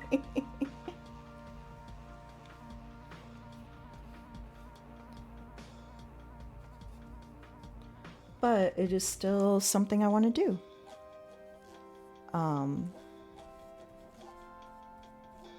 And one of the things that I want to practice on is a piece of fan art that I want to do. That's the same with, for some of the watercolors I'm going to do, there are a couple of pieces of fan art that I really want to do my samples and to just keep practicing. There. Use a little bit of a very bright red. I'll add some more color back in. So it's starting to get a little muddy.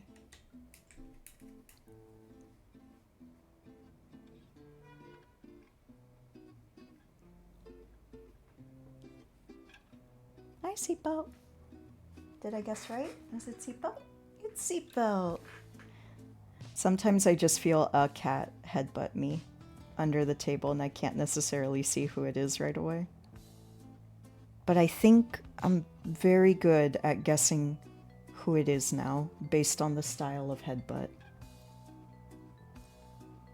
I can't describe it in words, but I can tell the differences between how Prince headbutts and seatbelt headbutts.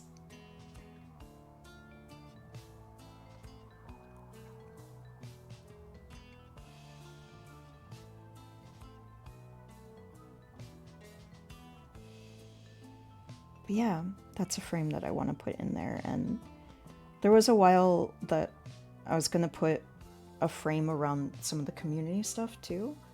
But one that started taking too long and I started to pause and go like, you know, this is really stopping me from just displaying the art that people have done.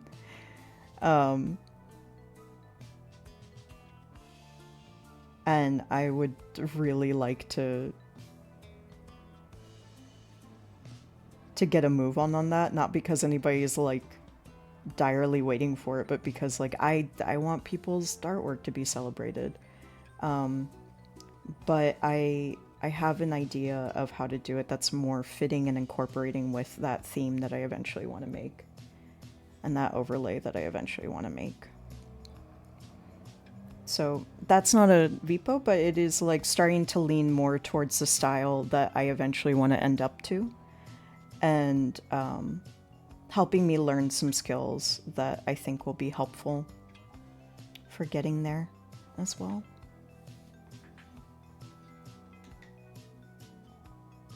So yeah, I have so many things I want to do.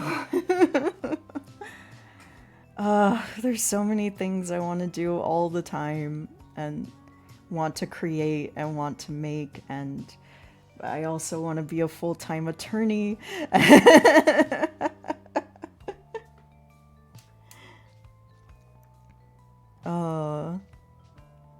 Because this isn't me going like, oh, I wish I could do art instead of law. No, I love the law. Are you kidding me? I'm such a dork. I love that shit. Like, there's a reason why it was such a dream to pursue my Juris Doctorate for so long and why I was so passionate about it, and I'm still passionate about it. But yeah, it's just, I know it came up in conversation earlier of like, there's always just so many things I want to do, and so I'm like trying to really break down how I can like piece by piece make more and more progress on these things, you know, instead of just being like paralyzed by all of the things I want to do and not getting things done. I know I am getting things done, but you know, I want to really be able to see it and like forecast, oh, these are the things I'm going to be getting done, and these are the things I can look forward to working on. Oh, thank you for the follow. Welcome on in.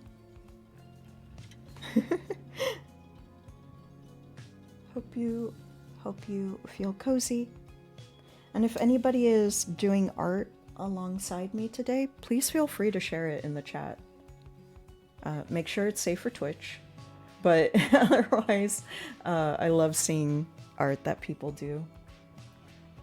And if you are body doubling with me today and doing art, I would love, love, love to see it. So feel free to drop a link.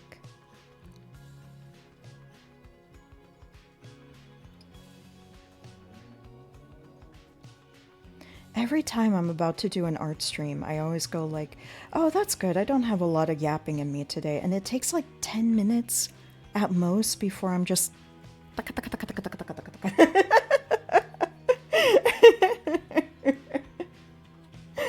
before I'm just like 500 miles a minute. I'm really excited about things all the time.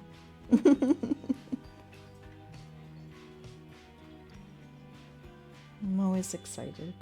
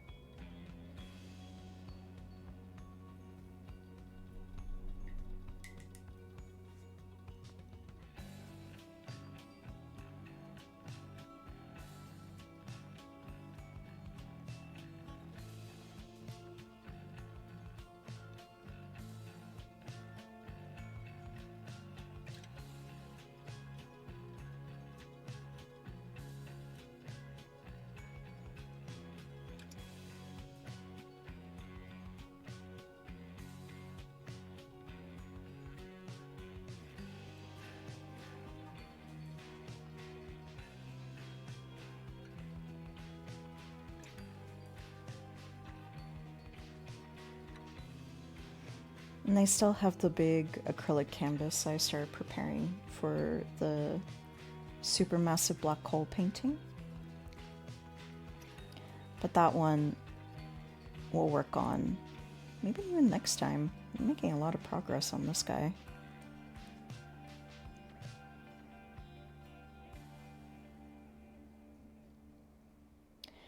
Ideally, I would like to stream 4 streams a week. That's not including the Dracula streams, which are very tiny. Some of them, when I don't fall behind on days. So when I actually do read the entries, there's like maybe 3 or 4 entries that are going to be more than 20 or 30 minutes.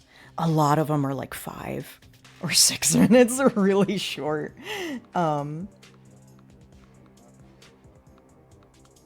Like if I read the one for Monday,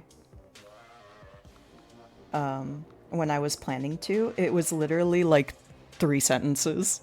I would have been done in 3 minutes. But I kind of like that about those streams. It's hell for my numbers, but I don't care about my numbers. Twitch has no idea what to do with my viewer average because they're like, what are these weird 3-minute streams you do? And I'm like, dude, don't even worry about it. I'm doing something cool.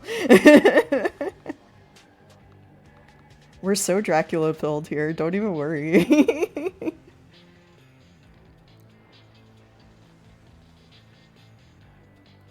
Dracula doesn't believe in averages. And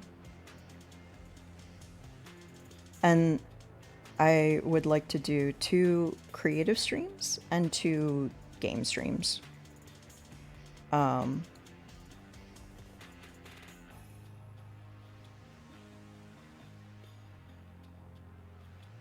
But the thing is, the thing that's been hard to try to figure out is when I want to do reading streams.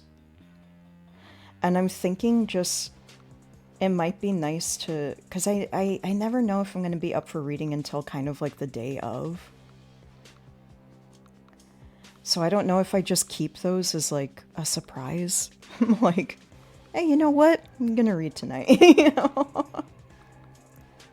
Or like if I get something I really want to read and I'm streaming that day, I just go like, hey, guess what? This is going to be a shorter gaming stream.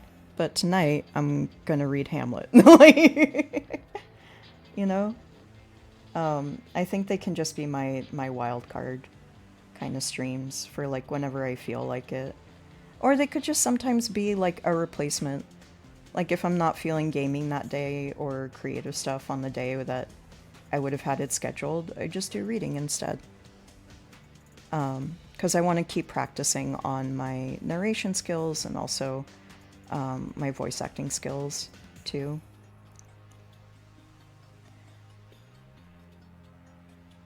Because otherwise trying to find like a specific time for everything is a lot. And I also realized too that like of everything, reading is the hardest one to predict of when I want to do it. Because I love doing it, but if I started doing it on a very regular basis, I feel like that is the one that I would burn out on. Not the art streams, because there's a lot of different types of art that I like doing. Not the game streams, because there's lots of... I have so many games that I want to go through.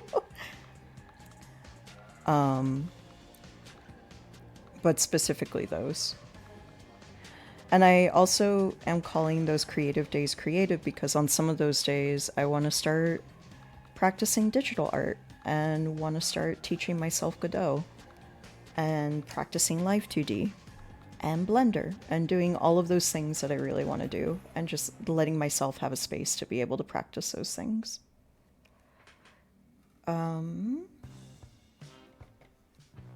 Where's my train of thought? Where did it go? Oh, and then eventually those will also be the days that I do cooking stuff too. But cooking streams, once they're able to happen, which very, very, very much is reliant on me stabilizing finances, honestly.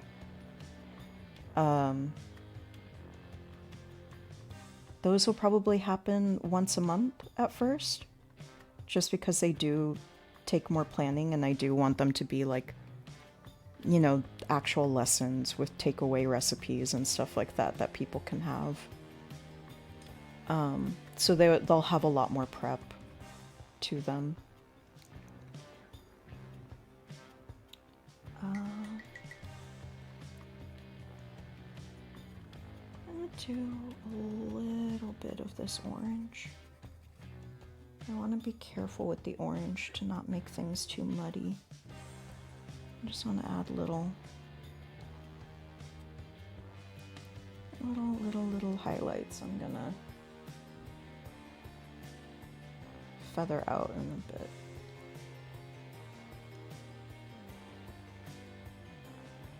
To kind of get a little more color back in.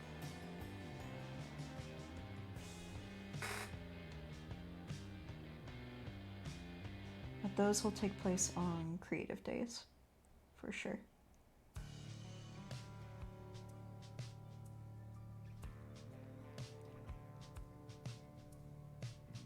Flush off. Because cooking is creative. At least I definitely want to have people feeling more confident after they attend a cooking stream of mine to be more creative in the kitchen. That would make me very happy. And it would be super cute if people like in streams, after cooking streams, like showed me pictures of what they made. You know, like that would be so cute. That would be so cute. That would make me so happy.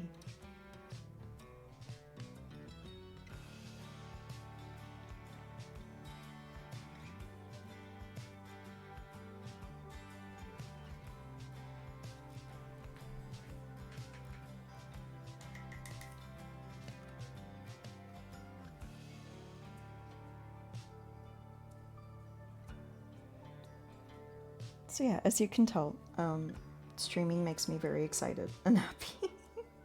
But even so, it's important to pace myself with it. And, you know, whenever a job does come through, that's when I'm going to change my schedule around to prioritize whatever job I get. Because that's going to be what lets me continue making things at the end of the day. Like, your support is huge. But, you know, I'm the sole breadwinner for the house. I gotta feed me and the cats and pay rent, so, and pay student loans. So I have to make sure to get a full-time job. Or at least enough part-time jobs to cover the bills, you know? And that's always a good thing to remember. Like, as fun as streaming is, like, always make sure that you're not taking away from the things that let you maintain a healthy life.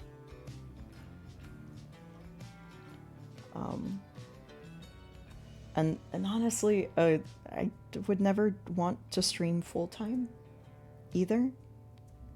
I like this being a thing I do on the side. And a space to keep inspired and keep connected with the community. And to provide some coziness to folks.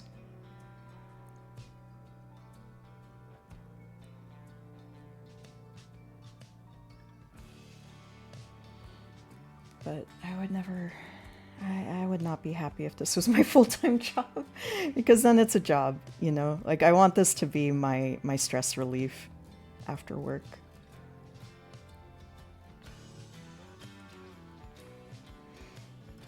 So, the aim is not to become a full-time streamer. But the aim is to keep a balance of creativity as I do full-time work.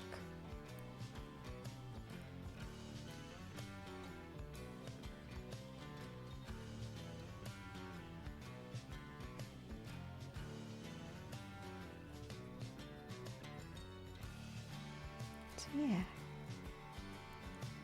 Oh, the orange is really helping. It was starting to get kind of muddy, at least to me. It felt like it was getting kind of muddy and a little lost. Or at least the definition of some of these, like, nebula clouds.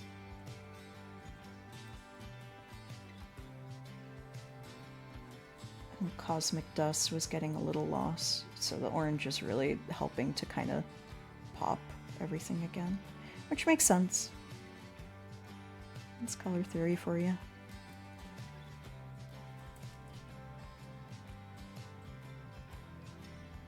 That's color theory. Yeah, I'm really liking that. I'm really liking that. Bring it up close for you to see. Do you see the veins in there? I have the saturation up on the webcam a little bit. They blend a little bit more in person, but yeah, I'm liking that. I'm happier with that. Yeah, the orange is really helping. Grizz Hoot! Oh, Grizz! I drew a owlbear today. Where'd she go? Oh, there she is. Because Rosie's commissioned me for an ink sketch and said, draw an owlbear. And I was like, well, then I'm drawing you. So there's Rosie's singing a little song to lead all of the rats into a little conga line into the soup for her rat soup. She's so much fun to draw. Her designs are so cute. Yeah. A little ink sketch. I think Rosie's actually asleep. Or working. One of the two. Ah, it's ads. Sorry. I missed them.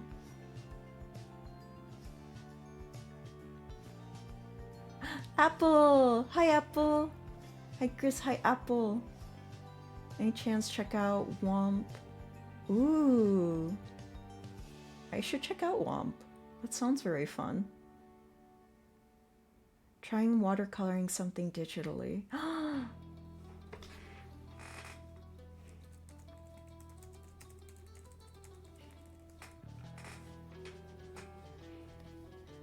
In case you're in ads. I hope we can see soon.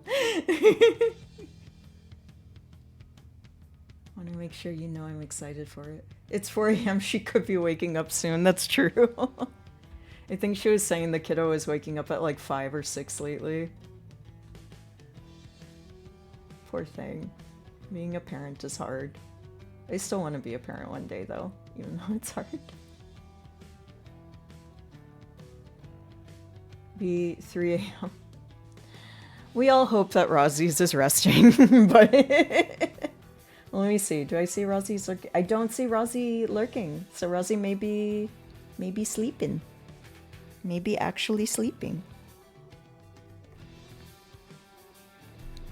Oh, I almost did the thing. I almost did the thing. No, that's not the tea.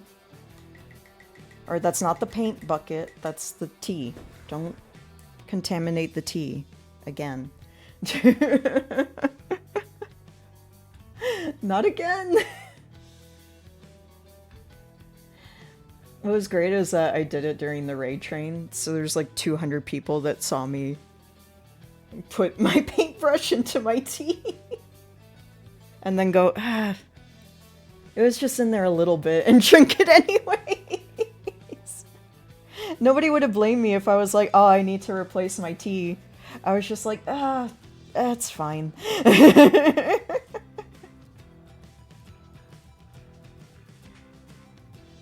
And get a slightly bigger brush for some of this orange.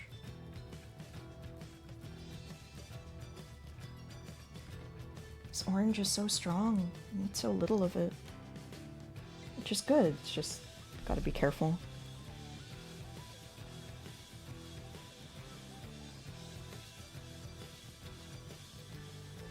I'm also trying to be careful as I layer it in so it doesn't just like muddy up the purples underneath it, and it sits as its own layer. So it's good that the pigment is strong because it can just kind of sit on top of everything, but it's where the practice comes in. Gotta be careful.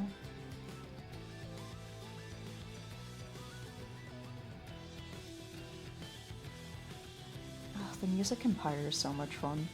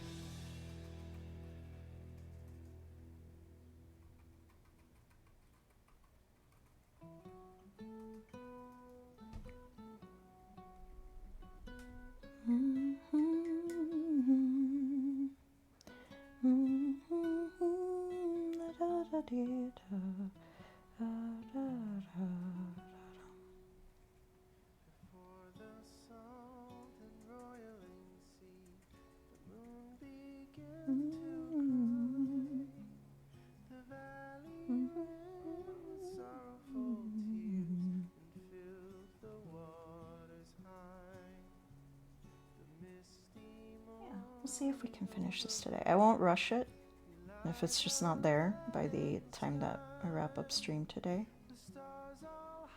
But we might get to stars today.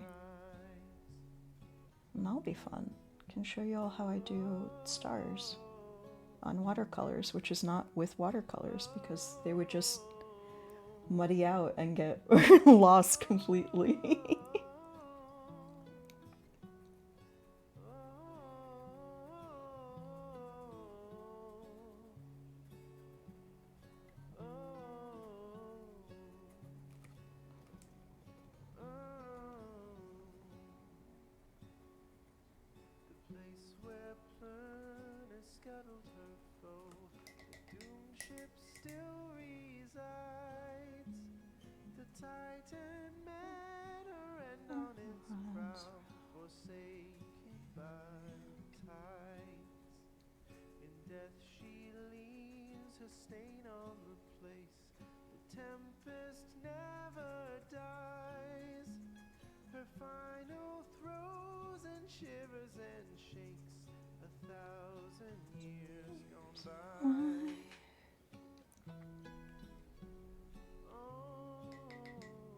No, just watercolor, not gouache.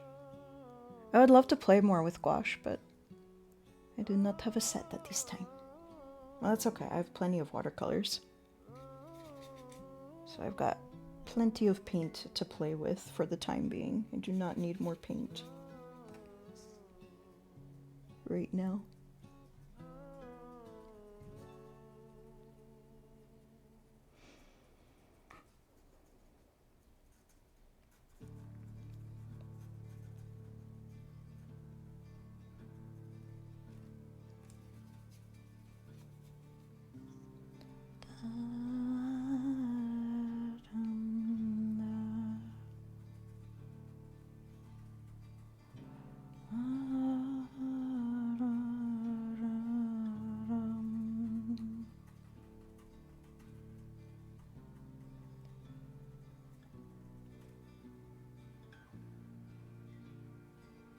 Some of the riffs, like especially ones like this, just give me little echoes. Not like full on, oh, it's like this thing, but they give me little tiny echoes of Trigun from the 98 Trigun.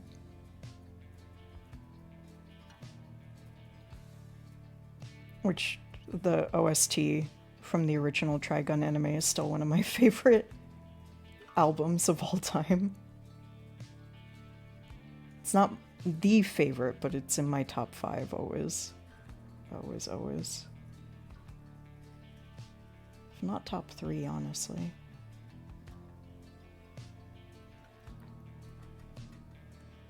Oh, for the stars technique. Acrylic. And I actually have a shit ton of metallic silver that I blend into it, which doesn't show up on camera. But in person does have a little bit of a luminescent effect that is nice. It's nice. It's very subtle. I don't have the skills to photograph it properly yet, but it's very, I like it a lot, and so I always use it. One, to help build body for the stars once I get them ready to go, but also because it's very nice. It's very lovely. It needs a little blue. Trying to color match some very specific clouds in here. I think that'll be it.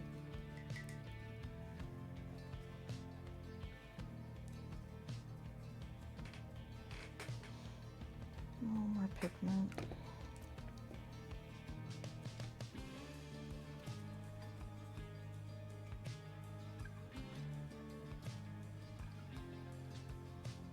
Yeah, very reminiscent. I wouldn't be surprised if it was at least, if not a conscious influence, like a subconscious influence. I'd be shocked if Darren Korb hasn't heard the Trigun OST by now. With the style of music that he does. And if he hasn't, Mr. Korb, please, please, you're gonna love it. It is, as the children say, slappin'. See, the thing about that one purple I have is that it's very warm. And I don't want a ton of super warm purple.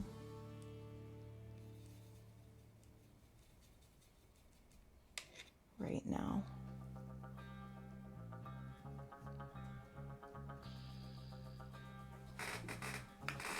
If you see me starting to lean, it's because some of the water in the paints is making it hard to see at certain angles. So I have to get in there to see fully what I'm doing.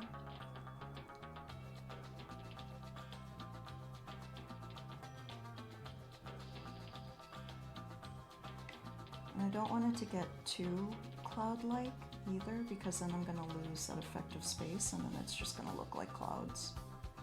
Which, I mean, it is cosmic clouds, but they're different. They're different. They have a different weight. They have a different visual impact to them.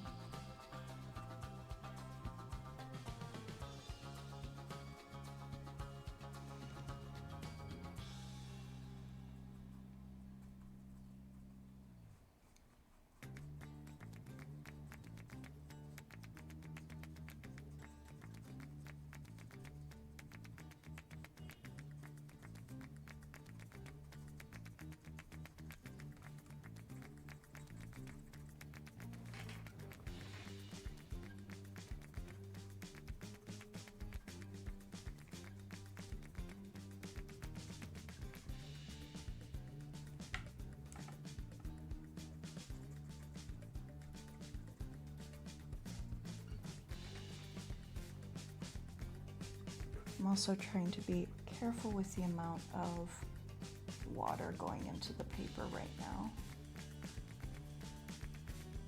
That's also why I'm kind of leaning in, because I'm also checking on the texture of the paper to see how it's faring.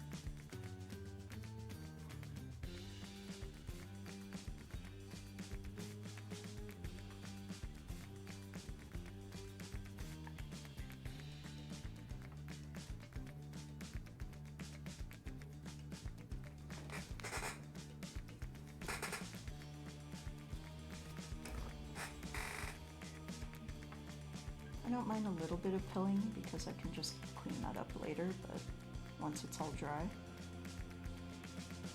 But it does alert me that like some areas of the paper are getting a little bit weak.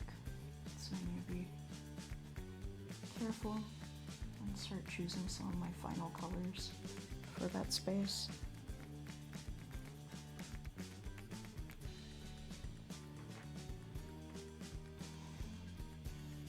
And this is not an exact rendition of the photo, but I am using it heavily for reference.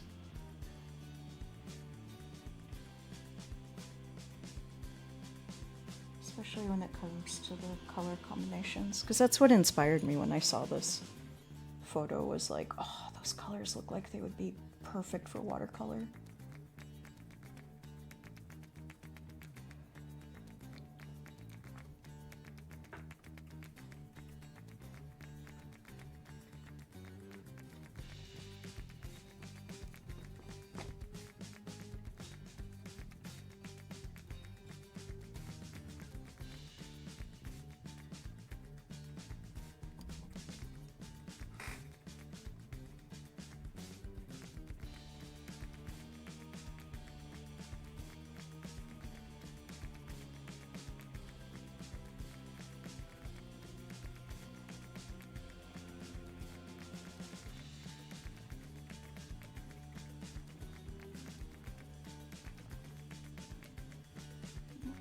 I'm very, very happy about how this is looking.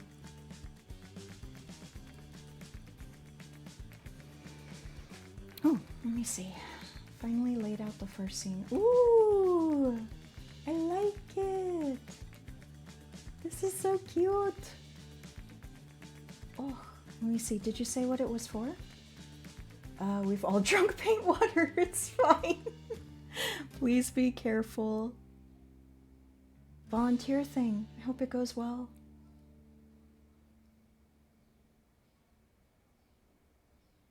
I can share privately. Oh, okay. Yeah. Feel free to. I'll comment. Feel free to DM me. I'll comment on it after stream. Because if I try to look at it now, I'm gonna get so distracted. But I'll do it after stream. Also, Apple, good luck on your final project. I know you've been working on that real hard. Sploot, what is this drawing for? I like it. It's cute. I like the layout. It's very cozy. It reminds me of my setup right now with my tea and my paints. That's not a stupid game idea. You take that back. You take that back. You take that back about Sploot's game. Sploot's game is cool. Feel free to talk about what your game idea is. I like hearing game ideas.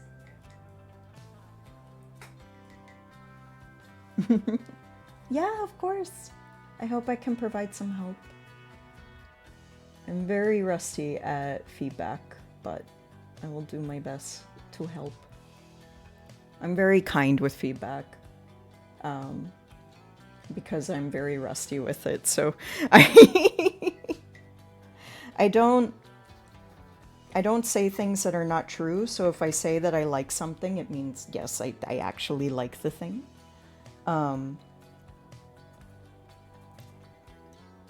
But there's times where I'll be like, yeah, I like it. And then I'm like, there might be some way to improve this, but I already like it. You know, like I'm definitely rusty with providing feedback, and that like eye for detail on other people's pieces. Like I can do it on my own stuff, but doing that on other people's pieces is definitely not a skill that I still have anymore. It's been far too long since art school. Maybe not long enough, who knows.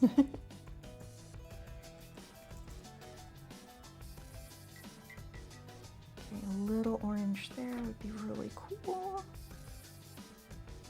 Getting excited. There's sometimes where a painting is starting to really come together where I'm just like, like, just really excited and happy.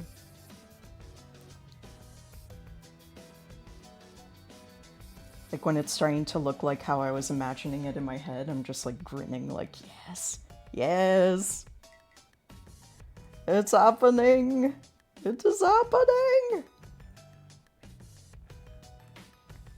it's working. They called me mad, but I knew.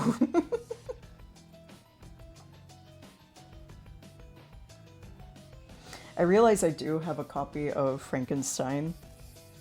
I don't know if I want to... This Frankenstein is long, is the thing. Frankenstein is fun, but it's really long. Like, the reason why I'm still considering reading Phantom of the Opera on stream is because it's long, but it's not terribly long.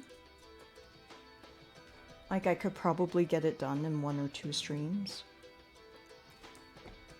Especially now that I've had more practice since the first time that I've tried to do it.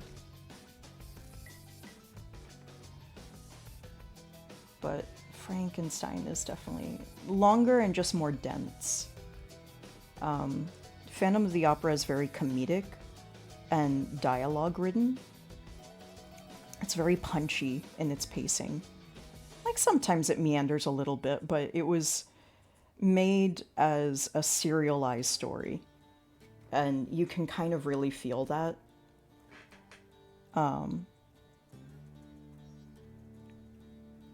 So it keeps kind of like a snappier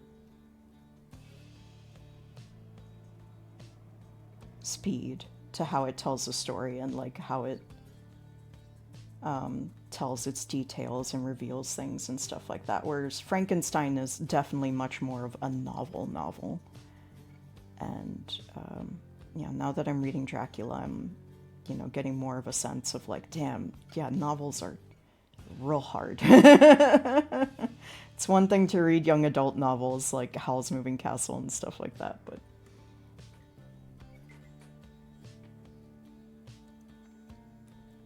like someone who frequents here regularly, Alan and Bill the Duck, very, very good bean.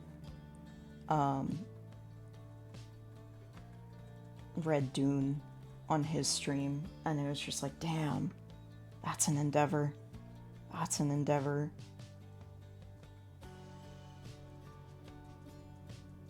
I was like, I salute that amount of stamina. I think I would immediately lose interest after like 3 sessions of reading through the same thing if they were like full blown out stream sessions.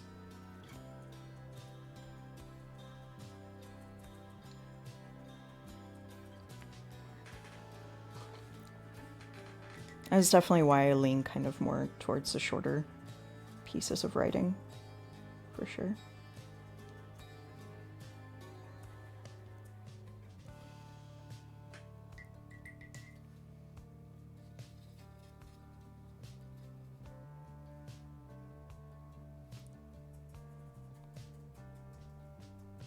They got me mad! Mad! Now where are my pants?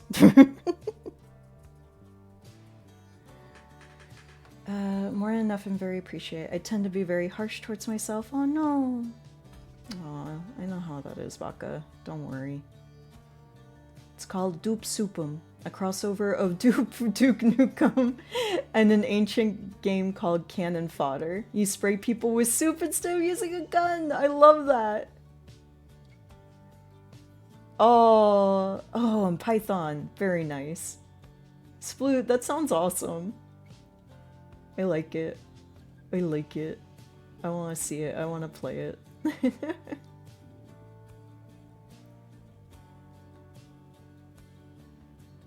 Oh, Dupe will adore that too. Are you kidding me? Dupe is gonna think that's the bee's knees.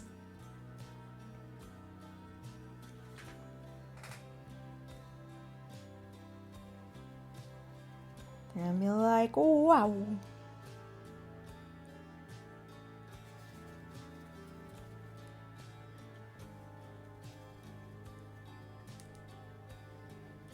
This bee has knees. No. But yeah, it's a very cute idea. I like it a lot.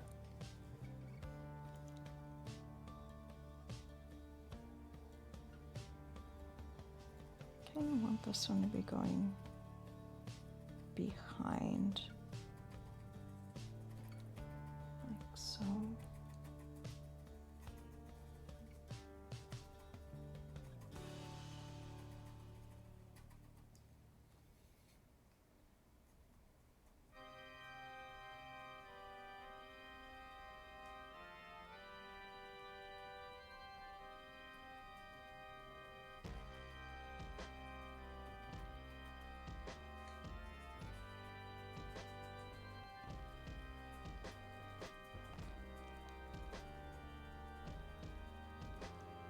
Man, I wish copyright wasn't a thing, because now I kind of just want to listen to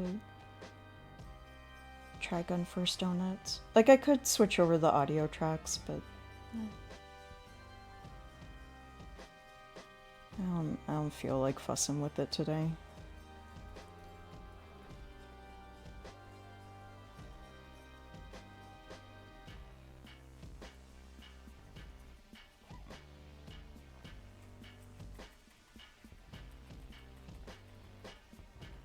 Also, I've had such a nice streak of not getting muted.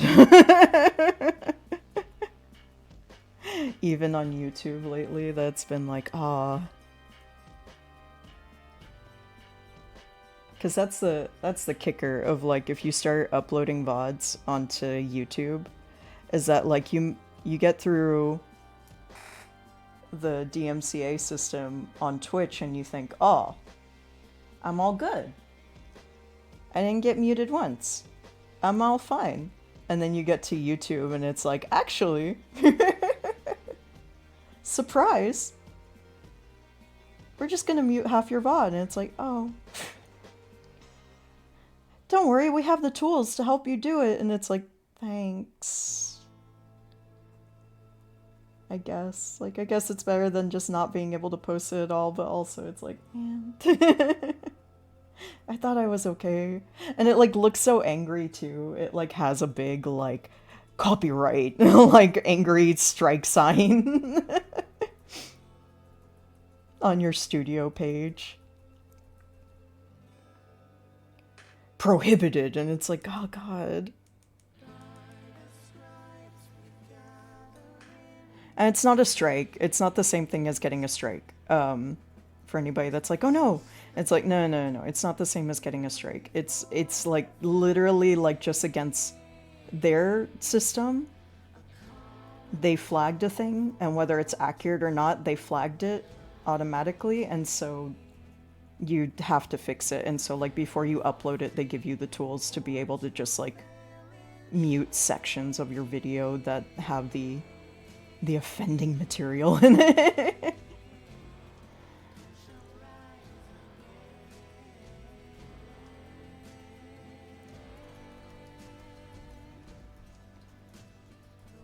And you just don't know until your export hits YouTube.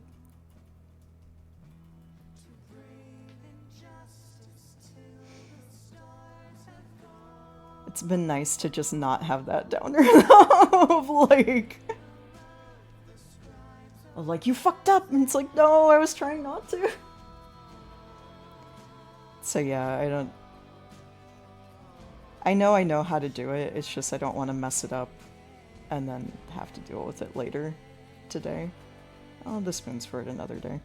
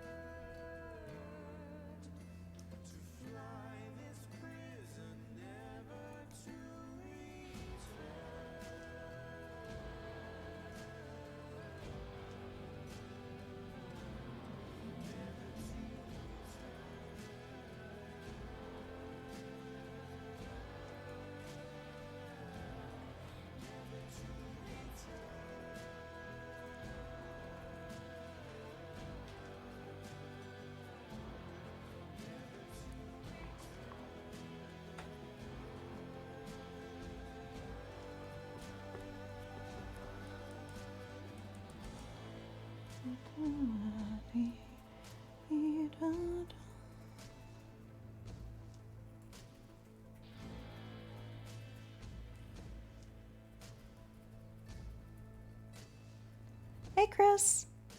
Yeah, just an ink sketch earlier. Here, I show you. Ta-da! It's a little owlbear singing rats into a soup. It makes sense for the person who's getting it. How are you, Chris? Hello. Hope you're doing well. Basic mouse controls. Ooh. Yeah, I need to do a community day someday. One day I'll do it. Maybe for the next one. I kind of have it as like a semi-goal right now. If like I can make job stuff work out and all of that to submit to the Doig Swift Community Day. Because I definitely always have stuff, I just don't have the time to necessarily collate it into a submission I can share. And also, like, I don't know, I think it's cool when you're awake to celebrate everybody's art. I know people have said, like, you can just watch the VOD, and it's like, you're right, but it's not the same. It's like, it's not just about me wanting to hear how people react to my stuff. It's about wanting to be there with everybody and sharing all at the same time. You know? I wouldn't want people to be reacting to my stuff and me not being able to share that love back, basically. So, like, maybe next month, if things work out, then I can, like, go to sleep super, super early the night before. Like, get a submission in, and then before Community Day happens, go to sleep really, really early the night before. And be awake on time for it.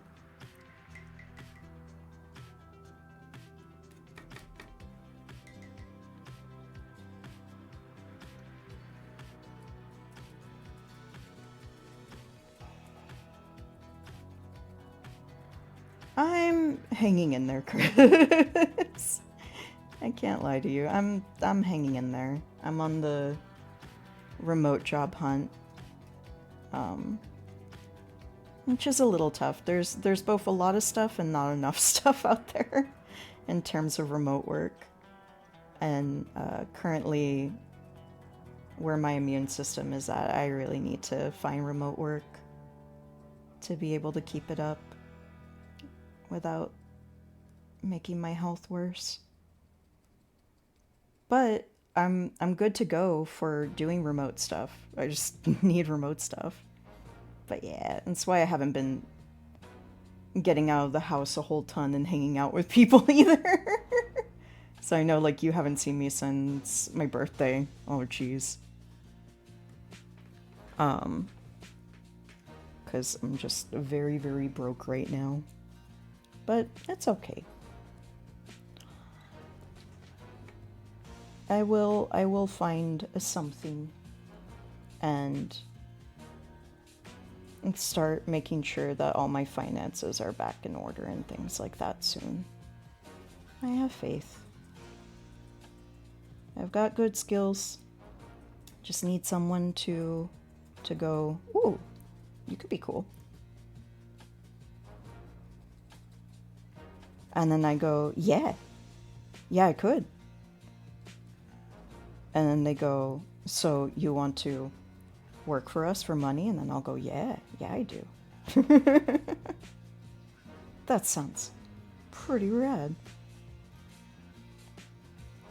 So yeah, that'll get done. Though, if you know anything remote, feel free to hit me up, Chris.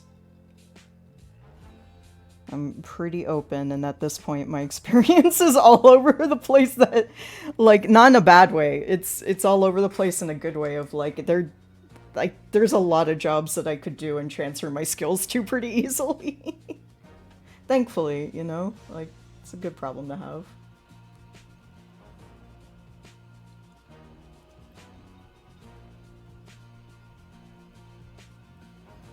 I've been telling people about Roguelike Celebration, too. Because I'm old mutuals with Amelia, who's one of the organizers on there. And I know a lot of people that are doing really cool projects in coding and gaming that hang out here. And so I'm trying to, like, softly bully everyone. Yeah. Renee! You little stink. Did you fart and run away? If you farted and ran away, I swear to Christ, I'll laugh so hard. No, you're still here? Okay. That would have been really funny, though, if you just, like, farted and ran. Oh, yeah, everyone, meet my new mod.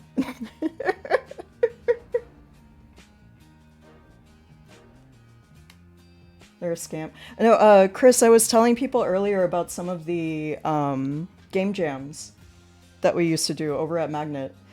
Chris was one of the people that led a bunch of the game jams that I used to help with. Chris also has really awesome skills, but that's how we know each other.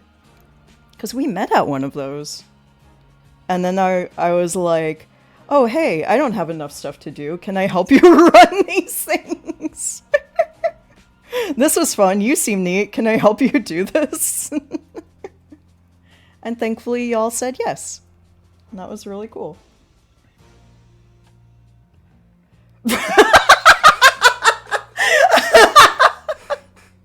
God damn it.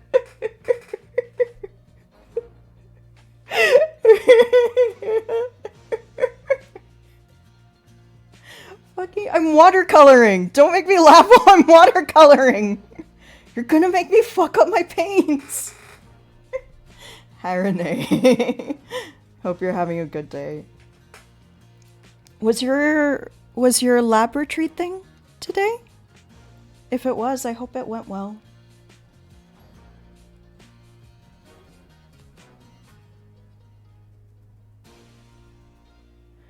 You've timed out people for lists. In other... Oh, next week. Next week. Okay.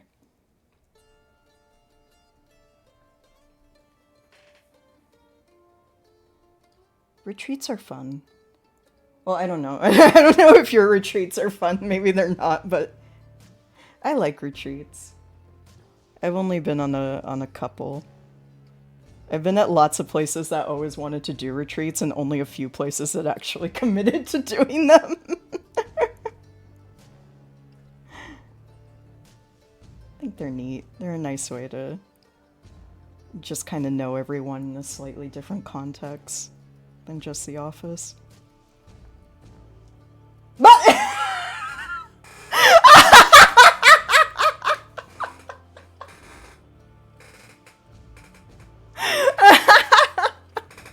oh god, I'm peeking. I'm sorry.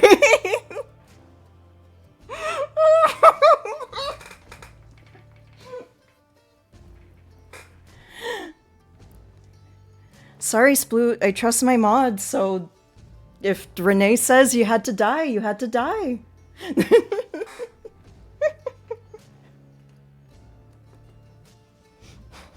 Welcome back, Sploot.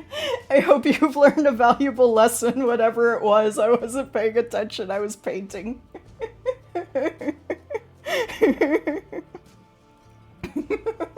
You had it coming? Okay, I figured.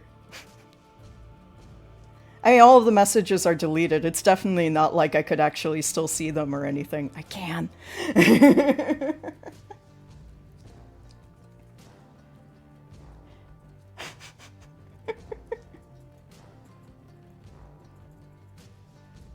What's really funny is that there are technically 3 mods for this channel, but Renee has so far been the most active mod out of the 3 because I literally have told all of them, you never have to do anything. But Renee is good bean and has already helped out, so he has earned full scamping privileges. Which probably ruins some of the fun for him, that he just is allowed to do whatever he wants. But maybe I am trying to ruin the fun. Step over Sage. Sage. Sagecita. Hola, Sage. Hey, did you all know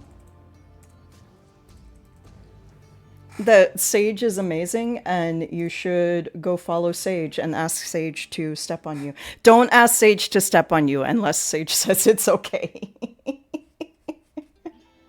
Renee can do it. They're a bonded pair.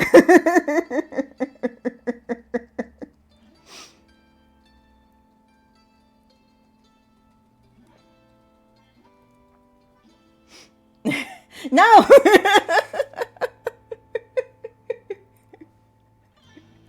Sage! Thank you, Sage. Me too, Renee. Sage streams are very good.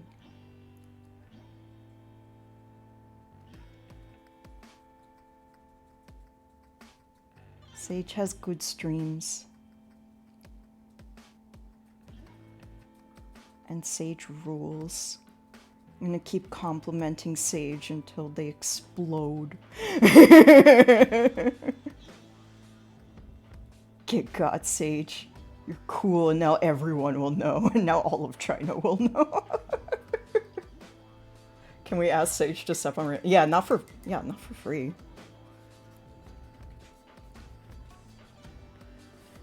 Oh, explode! Oh! Also, Renee, I already did my big spiel to everyone about Roguelike Celebration. You should look at it. Thank you. Here, I'll give you all... So, I'm not doing an exact copy of this. I'm just using this picture as reference. But yeah, it's reference for drawing this nebula. I'm doing some little space painting. I definitely think I'll be able to get to a point where I will do stars today and finish it, which is cool. That was one of the things I love about watercolors, is that they're a lot faster than all my other paintings. They're meticulous, they're a little bit tedious, but they are faster. Yeah, lots of good beans keeping me company today. It's been nice. Yeah, but for anybody, I have a hard no way on any new gaming input until the end of July. Oh, I wish not to perceive games. That's fair, but the deadline to submit a talk pitch is June 30th. And they pay you if they select you. And you do cool shit that people would find cool. So I'm just saying. No, I know you can hear me. I know you can hear me. I have a heart. I have a heart. No,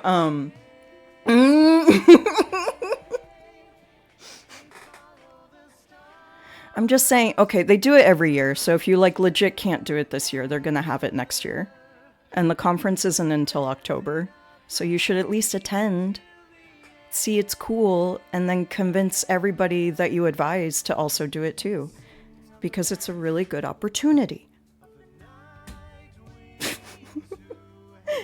You need to chase up the government and listen. I need to stop laughing into the mic. I'm gonna blow everybody's ears out with my cackles. I need to chase up the government to release the code I wrote the other year. Whoa. You need to go in there, like Nicolas Cage, and steal it back. Also, my brain is more... Ooh! That'll be cool! Okay, cool. And do it next year. Roguelike is not going anywhere. They grow bigger every year. They're doing fine. So do it next year. La la la la la la la. Ooh, I want to see your workshop. God damn it. You would think I would learn, and I learned nothing. I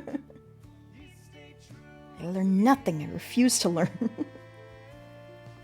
I refuse to learn. I refuse to learn how to read.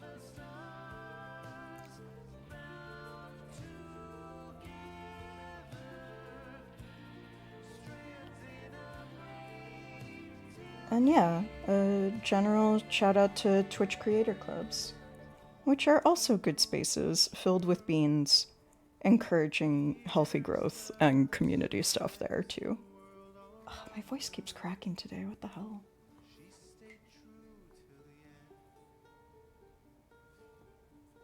I like dropped 20 degrees last night, so I shouldn't be surprised.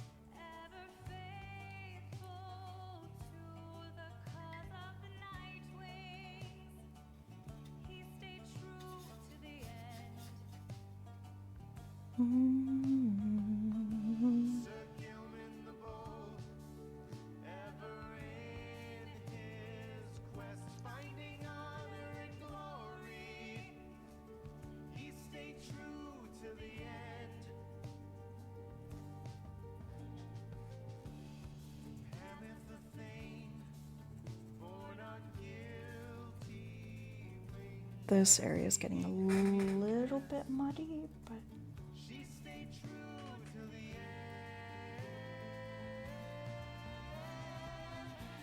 They follow the stars down to we're gonna get it put on Git, but then I left, so then oh, we have PhDs we don't have to do. No, mine's not a PhD. It is a Juris Doctorate. It's a slightly different doctorate. It's a more bullshit one. No.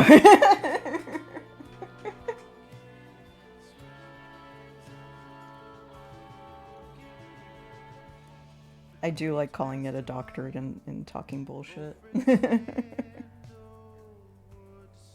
plans turn to action. Because talking bullshit is a lawyer's skill. Don't let the bar hear me. They know, though. They know.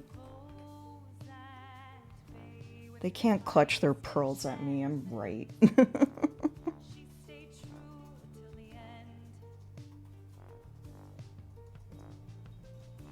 The reader at last made the night wings whole, having bound them together. They stayed true till the end. They follow the stars bound together. There's something about these vocals that kind of remind me of Josh Homme a little bit.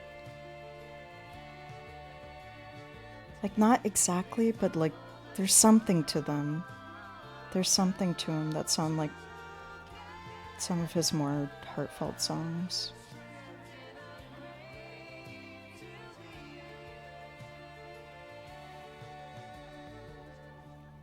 My YouTube knows I'm on a big Queens of the Stone Age kick again. Has been recommending like nothing but live performances. I'm like, yeah. I like other stuff too, but like, yeah, you're not wrong.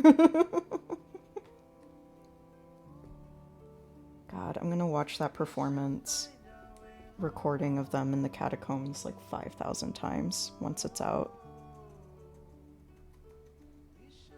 I'm gonna die every single time, and it's gonna be great.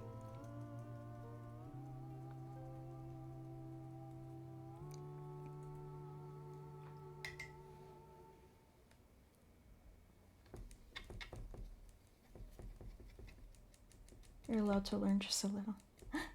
Hi, Roa! How are you? Yes, I am painting today. It is good to see you.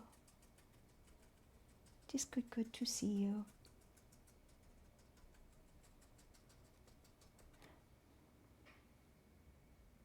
Whoop. Time to loop the music. Where is? And go back up to the beginning. Boop. Boop. Wait, there it goes. Okay. Feeling relaxed. Good. I'm glad. I hope you have been well.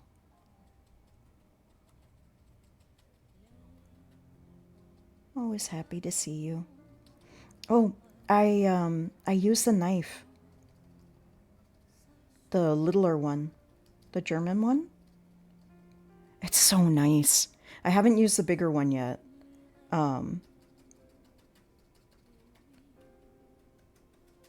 But I've been using the littler one as like kind of my go-to now. And it's, oh, the weight is really nice. It cuts beautifully.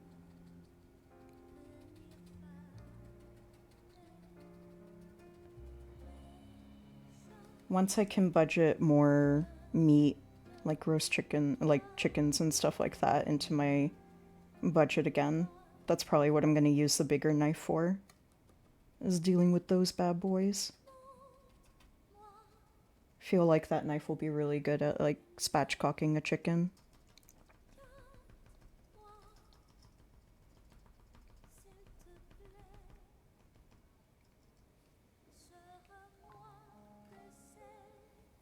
Okay. I want just a little bit more pink. Not a lot, just a little.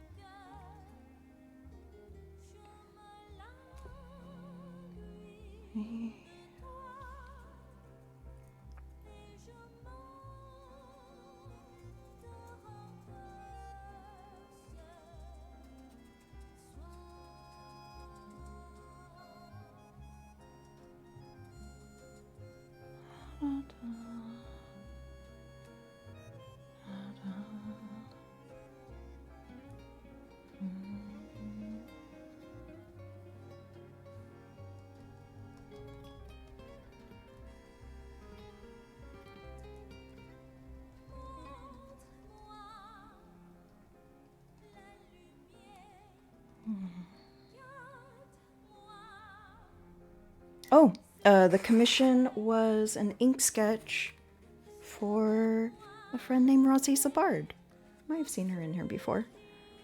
And so, yeah, did a little 20-minute ink sketch, slightly inspired by the Pied Piper myth, where there's a Pied Piper that leads rats. She has rat soup as part of her overlay.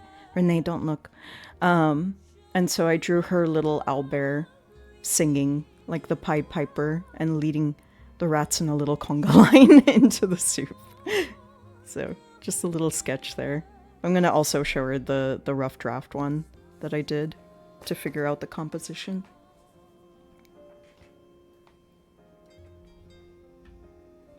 This is just for me. This is just because I wanted to paint space. But yeah, I offer ink sketch commissions on my Ko-fi. And eventually I will offer watercolor commissions as well. Probably not space paintings. I mean, I could. I don't think anybody will want space paintings. I have other paintings that I'm going to do as the samples for my watercolors and potential commissions. Who knows? I mean, I could offer it. It'd be nice if people told me like specific nebulas they wanted painted. Who knows? Doesn't hurt. And now I know it. These don't take me like a hell of a long time to do either. So good work. Maybe.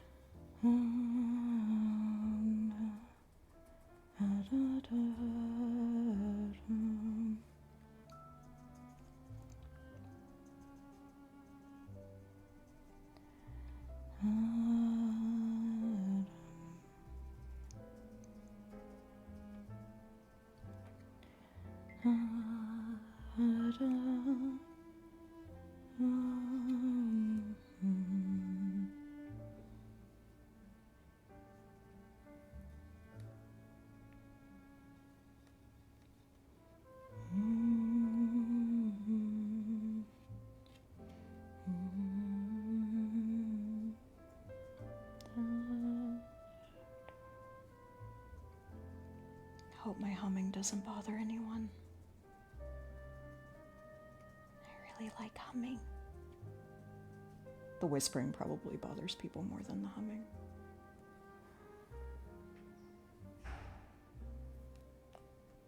So, where I want it. Almost. It's a little more blue. A little more blue.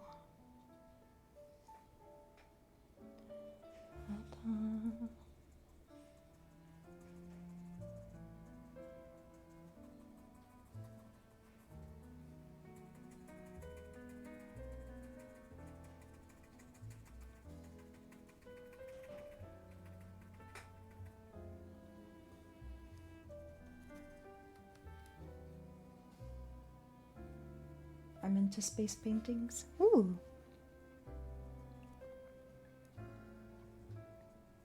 Well, it won't hurt for me to offer it as an option. That it is a thing that I can do.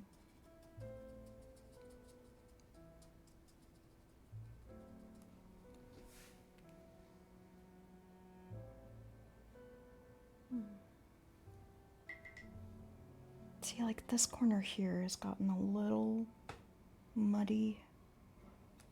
And there's a part of me that's like, leave it, and then there's a part of me that's like, I can fix it. Yeah, I can at least make it look a little more cohesive to everything else.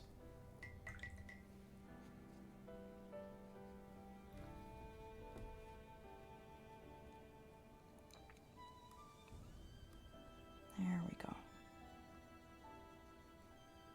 The texture was looking just really worn down in that part of the painting, especially. And so it looked unintentional in a way that I wasn't happy with. And now that's starting to look where I want it to be.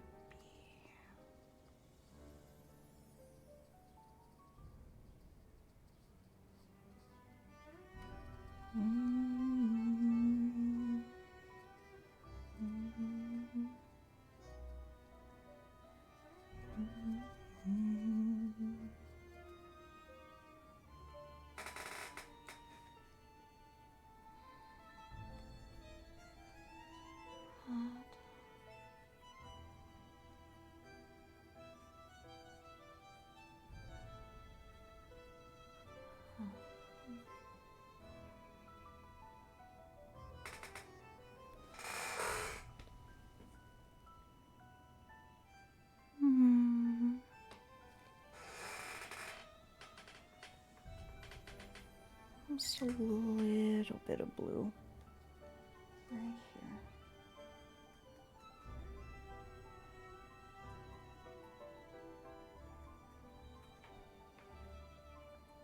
And here.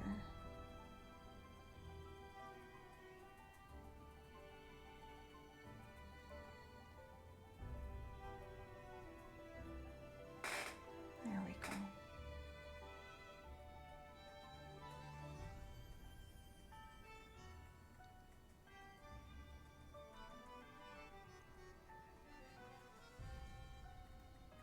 Okay.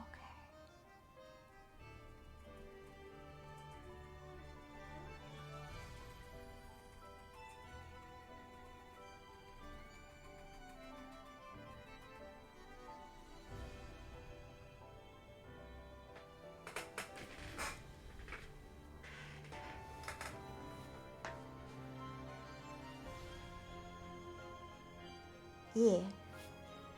That's it. I mean, it's not it. It still needs stars, but this is what I wanted.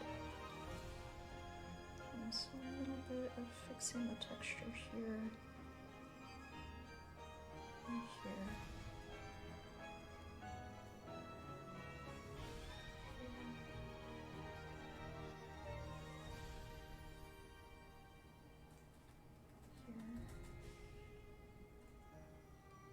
Okay. And here. That should.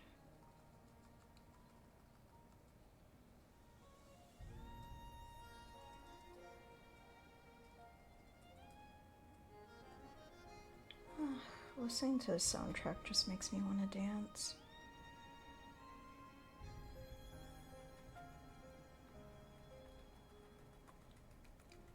It's so pretty.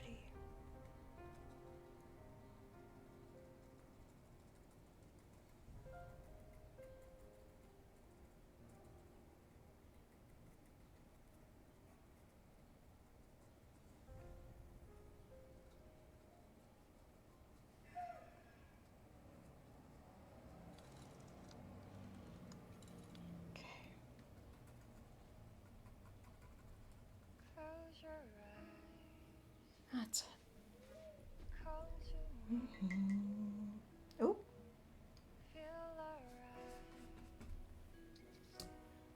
this is a pretty nice song to have during the ad break, to be honest.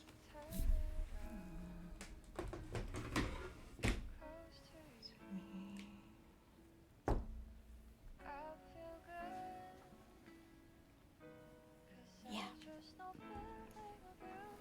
I think that's where I want it before I put in the stars.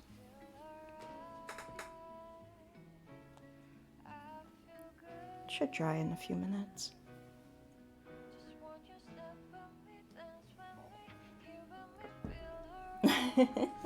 Thank you, Baka. Capitalism has found you. Yeah, let me get it up a little bit closer so that y'all can see the textures. Do you see the watery textures? And like some of the distress to the paper too. I don't know, to me it gives a lot of that cosmic cloud feeling over just like regular clouds. So now we just let it dry for a little bit. It won't take too long. Watercolors are quick. And then we'll put stars on it. And then we'll be done. We'll actually finish a painting within 2 streams. Look at that. Ain't that neat?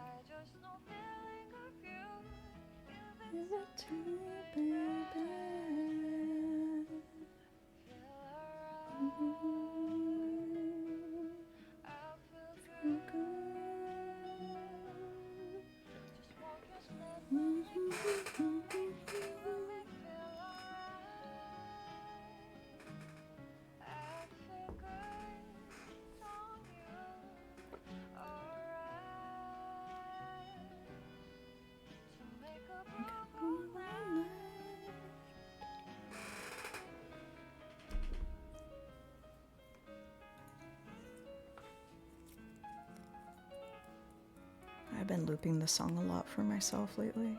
It's just, it hits the brain just right.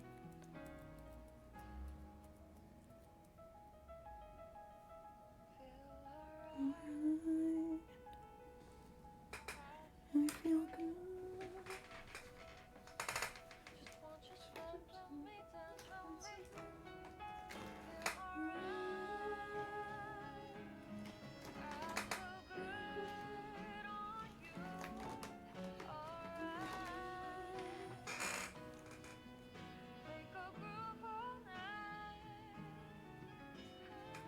Welcome back from ads.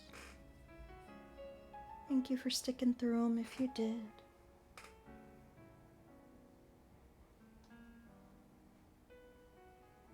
So we're just gonna give this like 4 or 5 minutes before we start messing with it. But I can start showing you what I do for stars. So this is a big reason why I have a giant thing of silver paint. Is because I use it to help make the body of stars. Because then I don't need as much white paint. And in person, it does have like a little bit of a luminescent effect. It's very, very subtle. It's never like super sparkling shiny or anything like that. It just gives it a little bit more body and depth than if I just did like straight white or straight silver.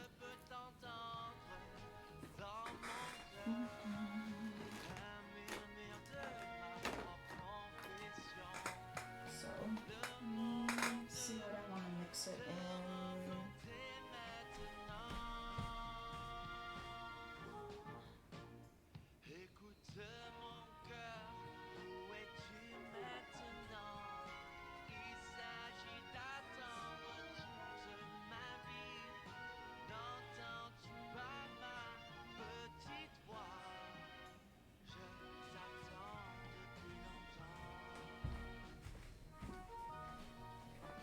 use my teeny tiny sake cup.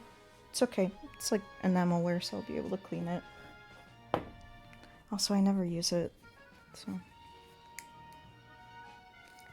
I like put soy sauce in there. I never buy sake. It came with something else. I didn't just like buy a sake cup I would never use. It wasn't an aspirational sake cup or anything.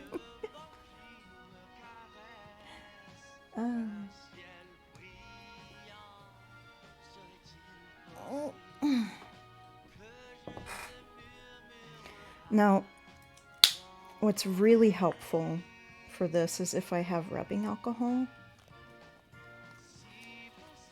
That's my super secret mix. Could see if I have any extra hand sanitizer.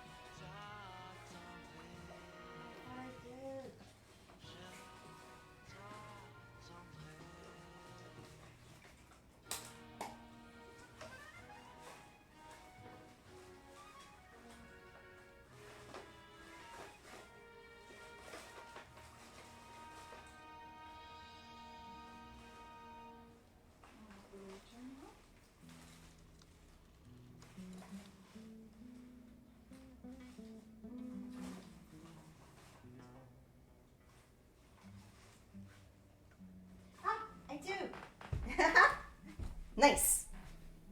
Okay, so acrylic paint on its own is too thick to get good stars. It's just way too thick. Watering it down, though, makes a huge mess because water dries too slow. And so what I usually do for stars is that I will mix it with 97% isopropyl alcohol. Or I can use hand sanitizer, which is not exactly the same, but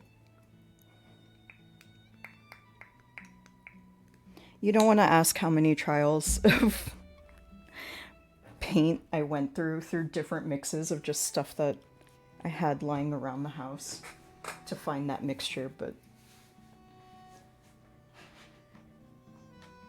me in my 20s was very dedicated to getting a good star mixture.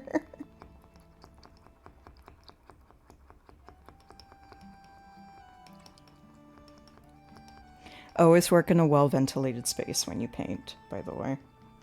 Especially if you do weird chemistry stuff like this. IPA? No, not IPA. Okay, the white is too strong in that. I'm gonna see if I can get a little bit more silver to get some of that iridescent in there. Are we taking a break? Oh, I did the volunteer thing. Oh, it's just a little break, little ad break. We're back though. I hope the volunteer thing went well. I'm not a huge fan of IPAs. I've had like one or two that I like, but generally I'm not a big fan of IPAs. Just that the flavor profile is... It's rare for me to have one that is balanced in a way where I'm like, this is a good drink. It just doesn't really feel super enjoyable to drink. That is... Also, I don't have precise ratios. I just know by the way how it pours.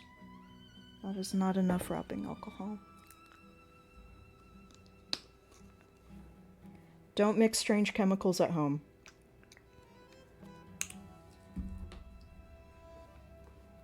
Anyways, I'm mixing strange chemicals at home. It's fine. This is fine. Otherwise, don't mix strange chemicals at home. In general. It's bad do your research, make sure you're not gassing yourself. This I know is not.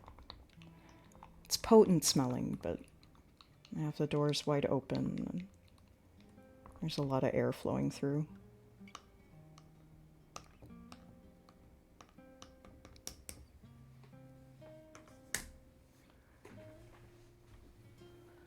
Don't sacrifice your lungs for the sake of art. It's silly. This is not the toothbrush I want. This is the toothbrush I want. You made cards for the kids at St. Jude's. Aww.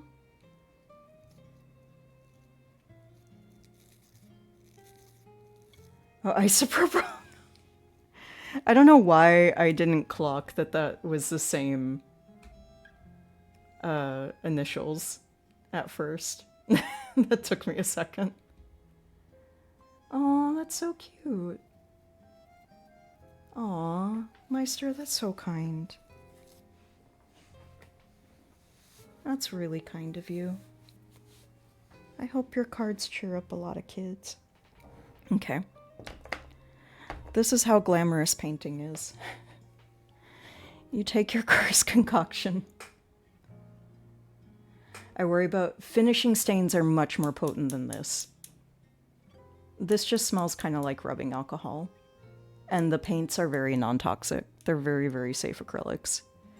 I'm not using any of the super poisonous stuff for this. And also, like, if it was any more potent smelling, I would just crack open a window as well. As it is, there's a lot of ventilation. Like, right behind me, it's like a full open hallway into the rest of my apartment. So there's, like, several cubic feet of open air around me. Like, to be, like, you know, shits and giggles aside, don't poison yourself, please. Finishing stains are pretty potent, though. You take your toothbrush.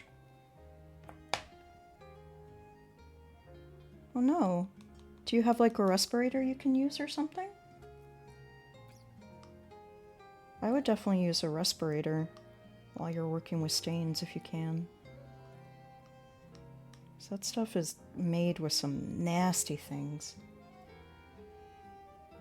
There's art made by the kids, too. Oh, that's sweet. That is really sweet.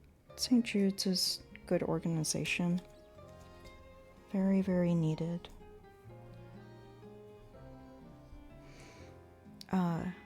Toothbrush.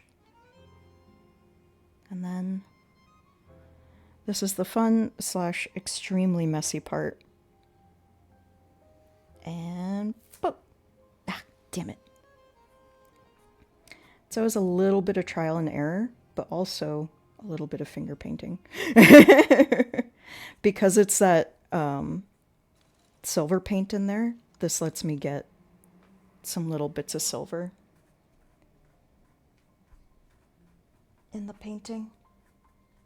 But yeah, use it to make your glows, your different size stars, because it will splatter for you and make the different size stars all at once for you. And anything that is too big, because it's acrylic, you have a little bit of time to fuss with it before it sets. And you just have to keep playing with it until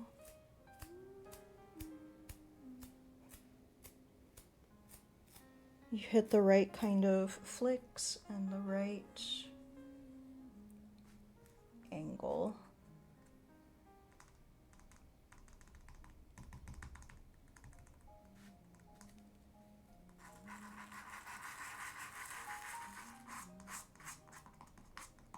There you go.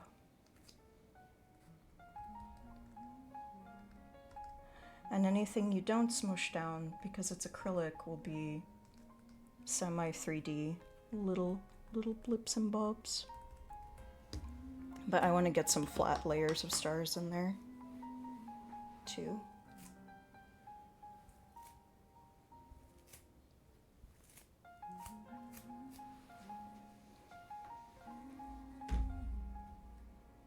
several cubist feet. God damn it.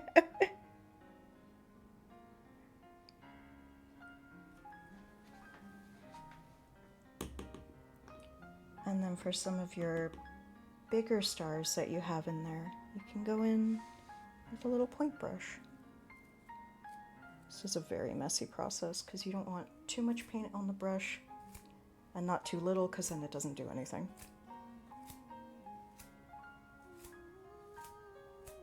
I've done this a lot.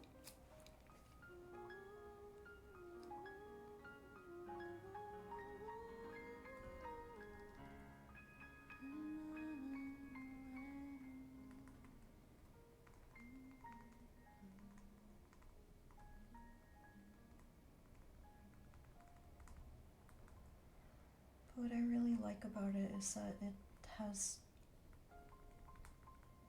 more of a true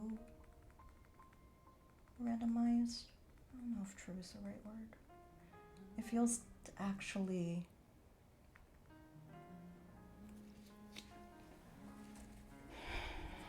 like scattered stars, and it doesn't feel like somebody trying to paint stars.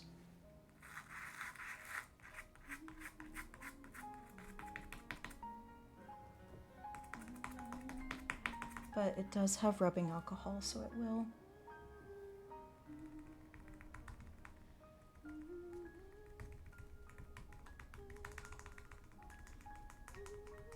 Also dry quickly, which is good and bad. You just gotta practice with it. And you'll get used to the timing. Sorry, my voice is getting smaller because I'm focusing.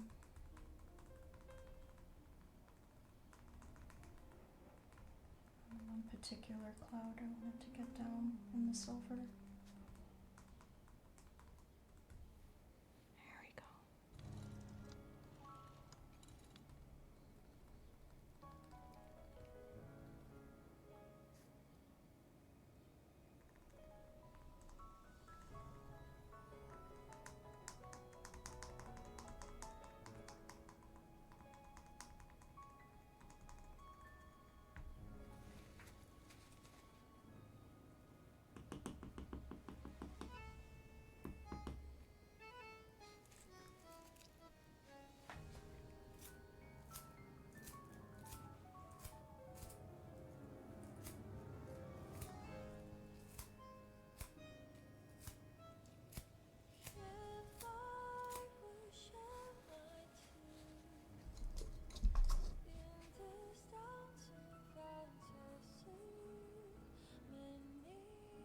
I might be in focus mode for just a couple minutes because I don't have a ton of time to work with the paint once it's down. So just bear with me for just a couple minutes, and I'll catch up with everybody. Thanks, y'all.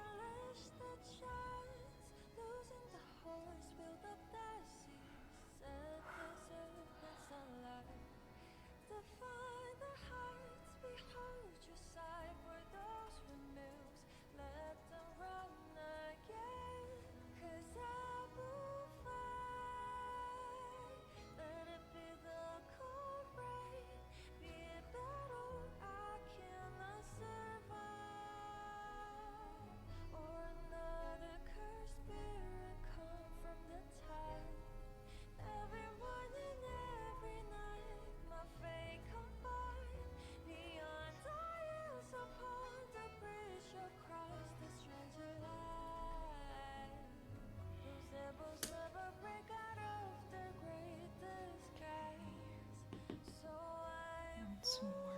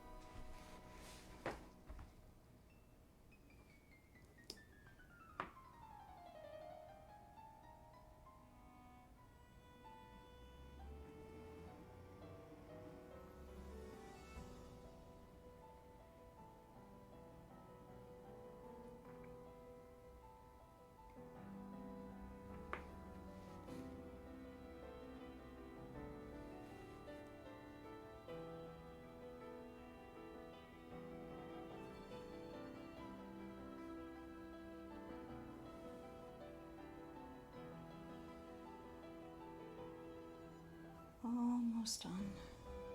Now I'm just putting in some of the stars that are a little closer by to this shot. I'm getting paint everywhere. That always happens when painting stars. Oh no, it feels right. Something, something. We're all made of stardust, so why not get some stardust on you when you paint it?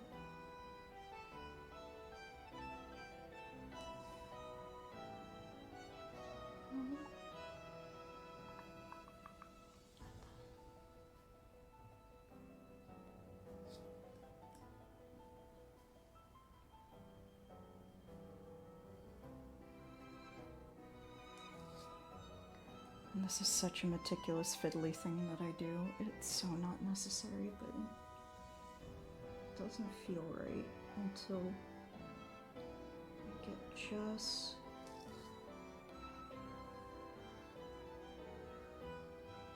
the right size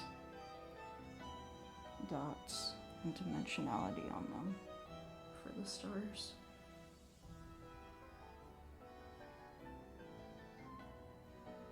Knowing that they're gonna deflate some too in the final piece, but it's okay.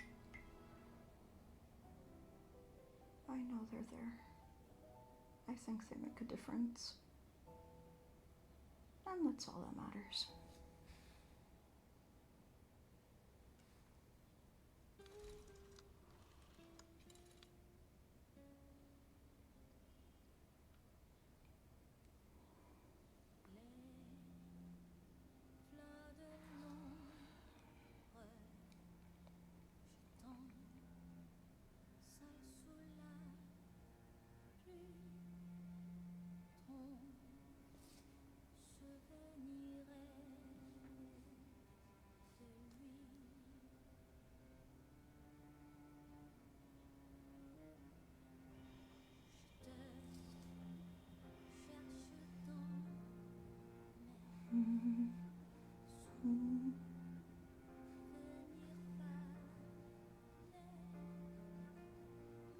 This is what I mean. This brush is very much able to go to like a little point. So that helps me out a lot for this last little detailing.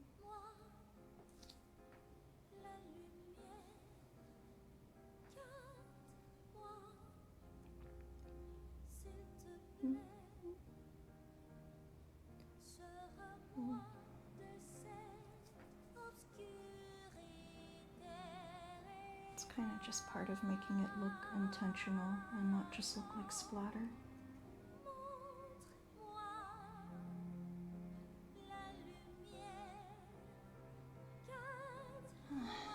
I love painting space.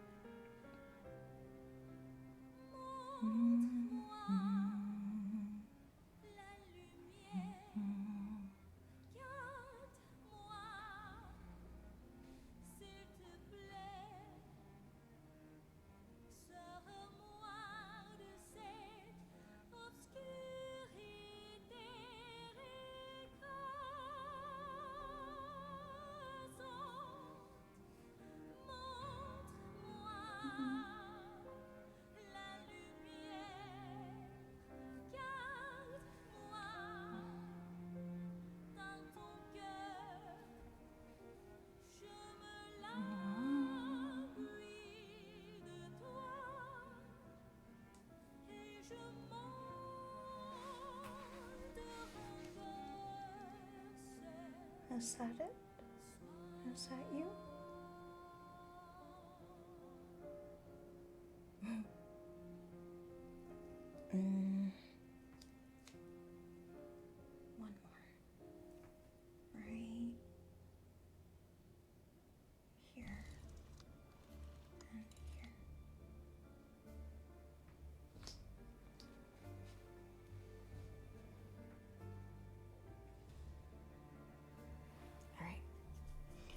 Let's give that a second to dry. I'll be right back. I'm just gonna clean my hands and some of my brushes so they don't harden up too bad. Use this one too. Okay, be right back.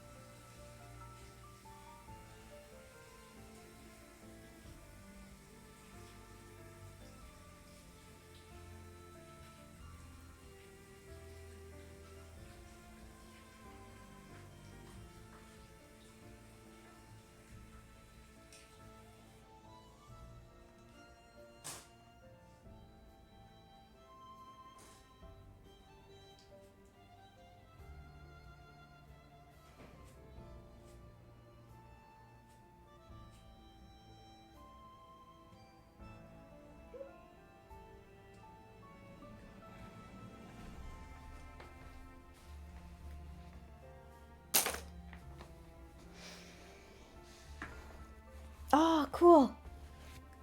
I'll look at it soon, Baka. Because I think this guy is done. I might save that little bucket of star paint. Because I have been seeing some other nebulas I want to watercolor soon. Might as well not waste any. The problem is, like, once it has the rubbing alcohol, trying to keep it wet is hard. But it doesn't grow mold quite as easily as well, so I can try. Yeah. I think this is it. So, get that out of the way. There we go. This is the Carina Nebula.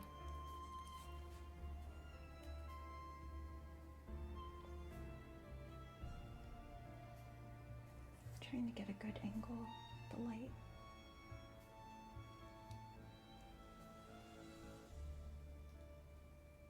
You can see some of the silvering and how it's faint, but you can see, like, there's little areas where there's the silver kind of pushed into the paint. And then the little final stars.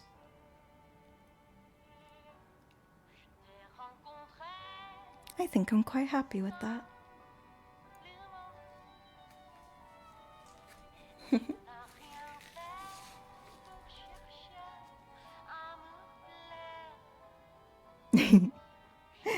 Yeah, this is what I wanted.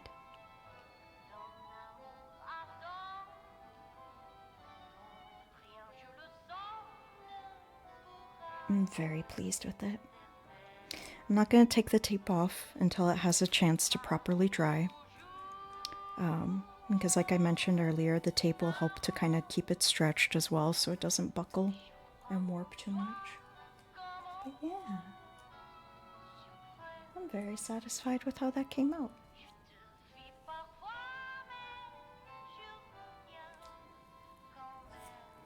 I think this music matches it quite nicely.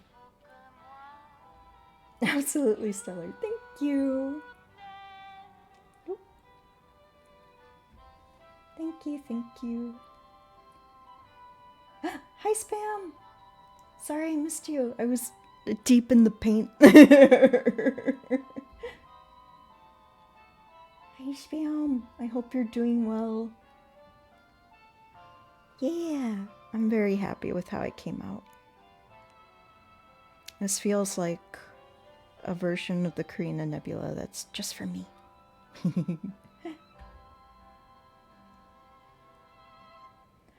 Huh. Okay. But, yeah.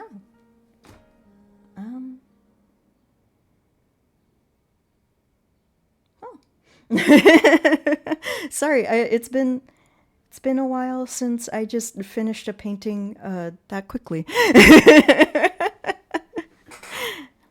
I mean, I know from doing watercolors, like they don't take as long as my acrylic paintings. I've done quite a few watercolors now, but this is the first time I've done a painting so quickly on stream, so it's just kind of nice of like, oh, I did it. I did it within the time that I wanted to stream today and didn't go over. Yeah. Thank you all for hanging out with me today. I hope you enjoyed hanging out. I enjoyed your company. I hope you enjoyed your time here at the cafe. And I hope you enjoy the stars. Yeah. No, and you're right. Like I will have other types of watercolor commissions available as well, but I think I definitely want to do another space painting for me and be able to offer that. Maybe somebody has like a favorite nebula that they would really love in my style. You never know. And then I could get paid to paint stars. And I can try it and see if I like it. And then if I hate it, then I don't have to do it again. I can just keep painting them for me. Yeah. Thank you. I hope you all have a great rest of your week. I'm going to find somewhere to send you off to. Let's see. Who is online right now? Ooh. Okay, I see Lady V is online with Teen Wolf. Oh, that is fantastic. I see you're in the alpha helmet. I think I have to send you over there. I see a lot of good beans over there. Okay, I'm gonna send you to Lady V. All right, cafe's closing. I'm wishing you all a safe journey home. Thank you for being here.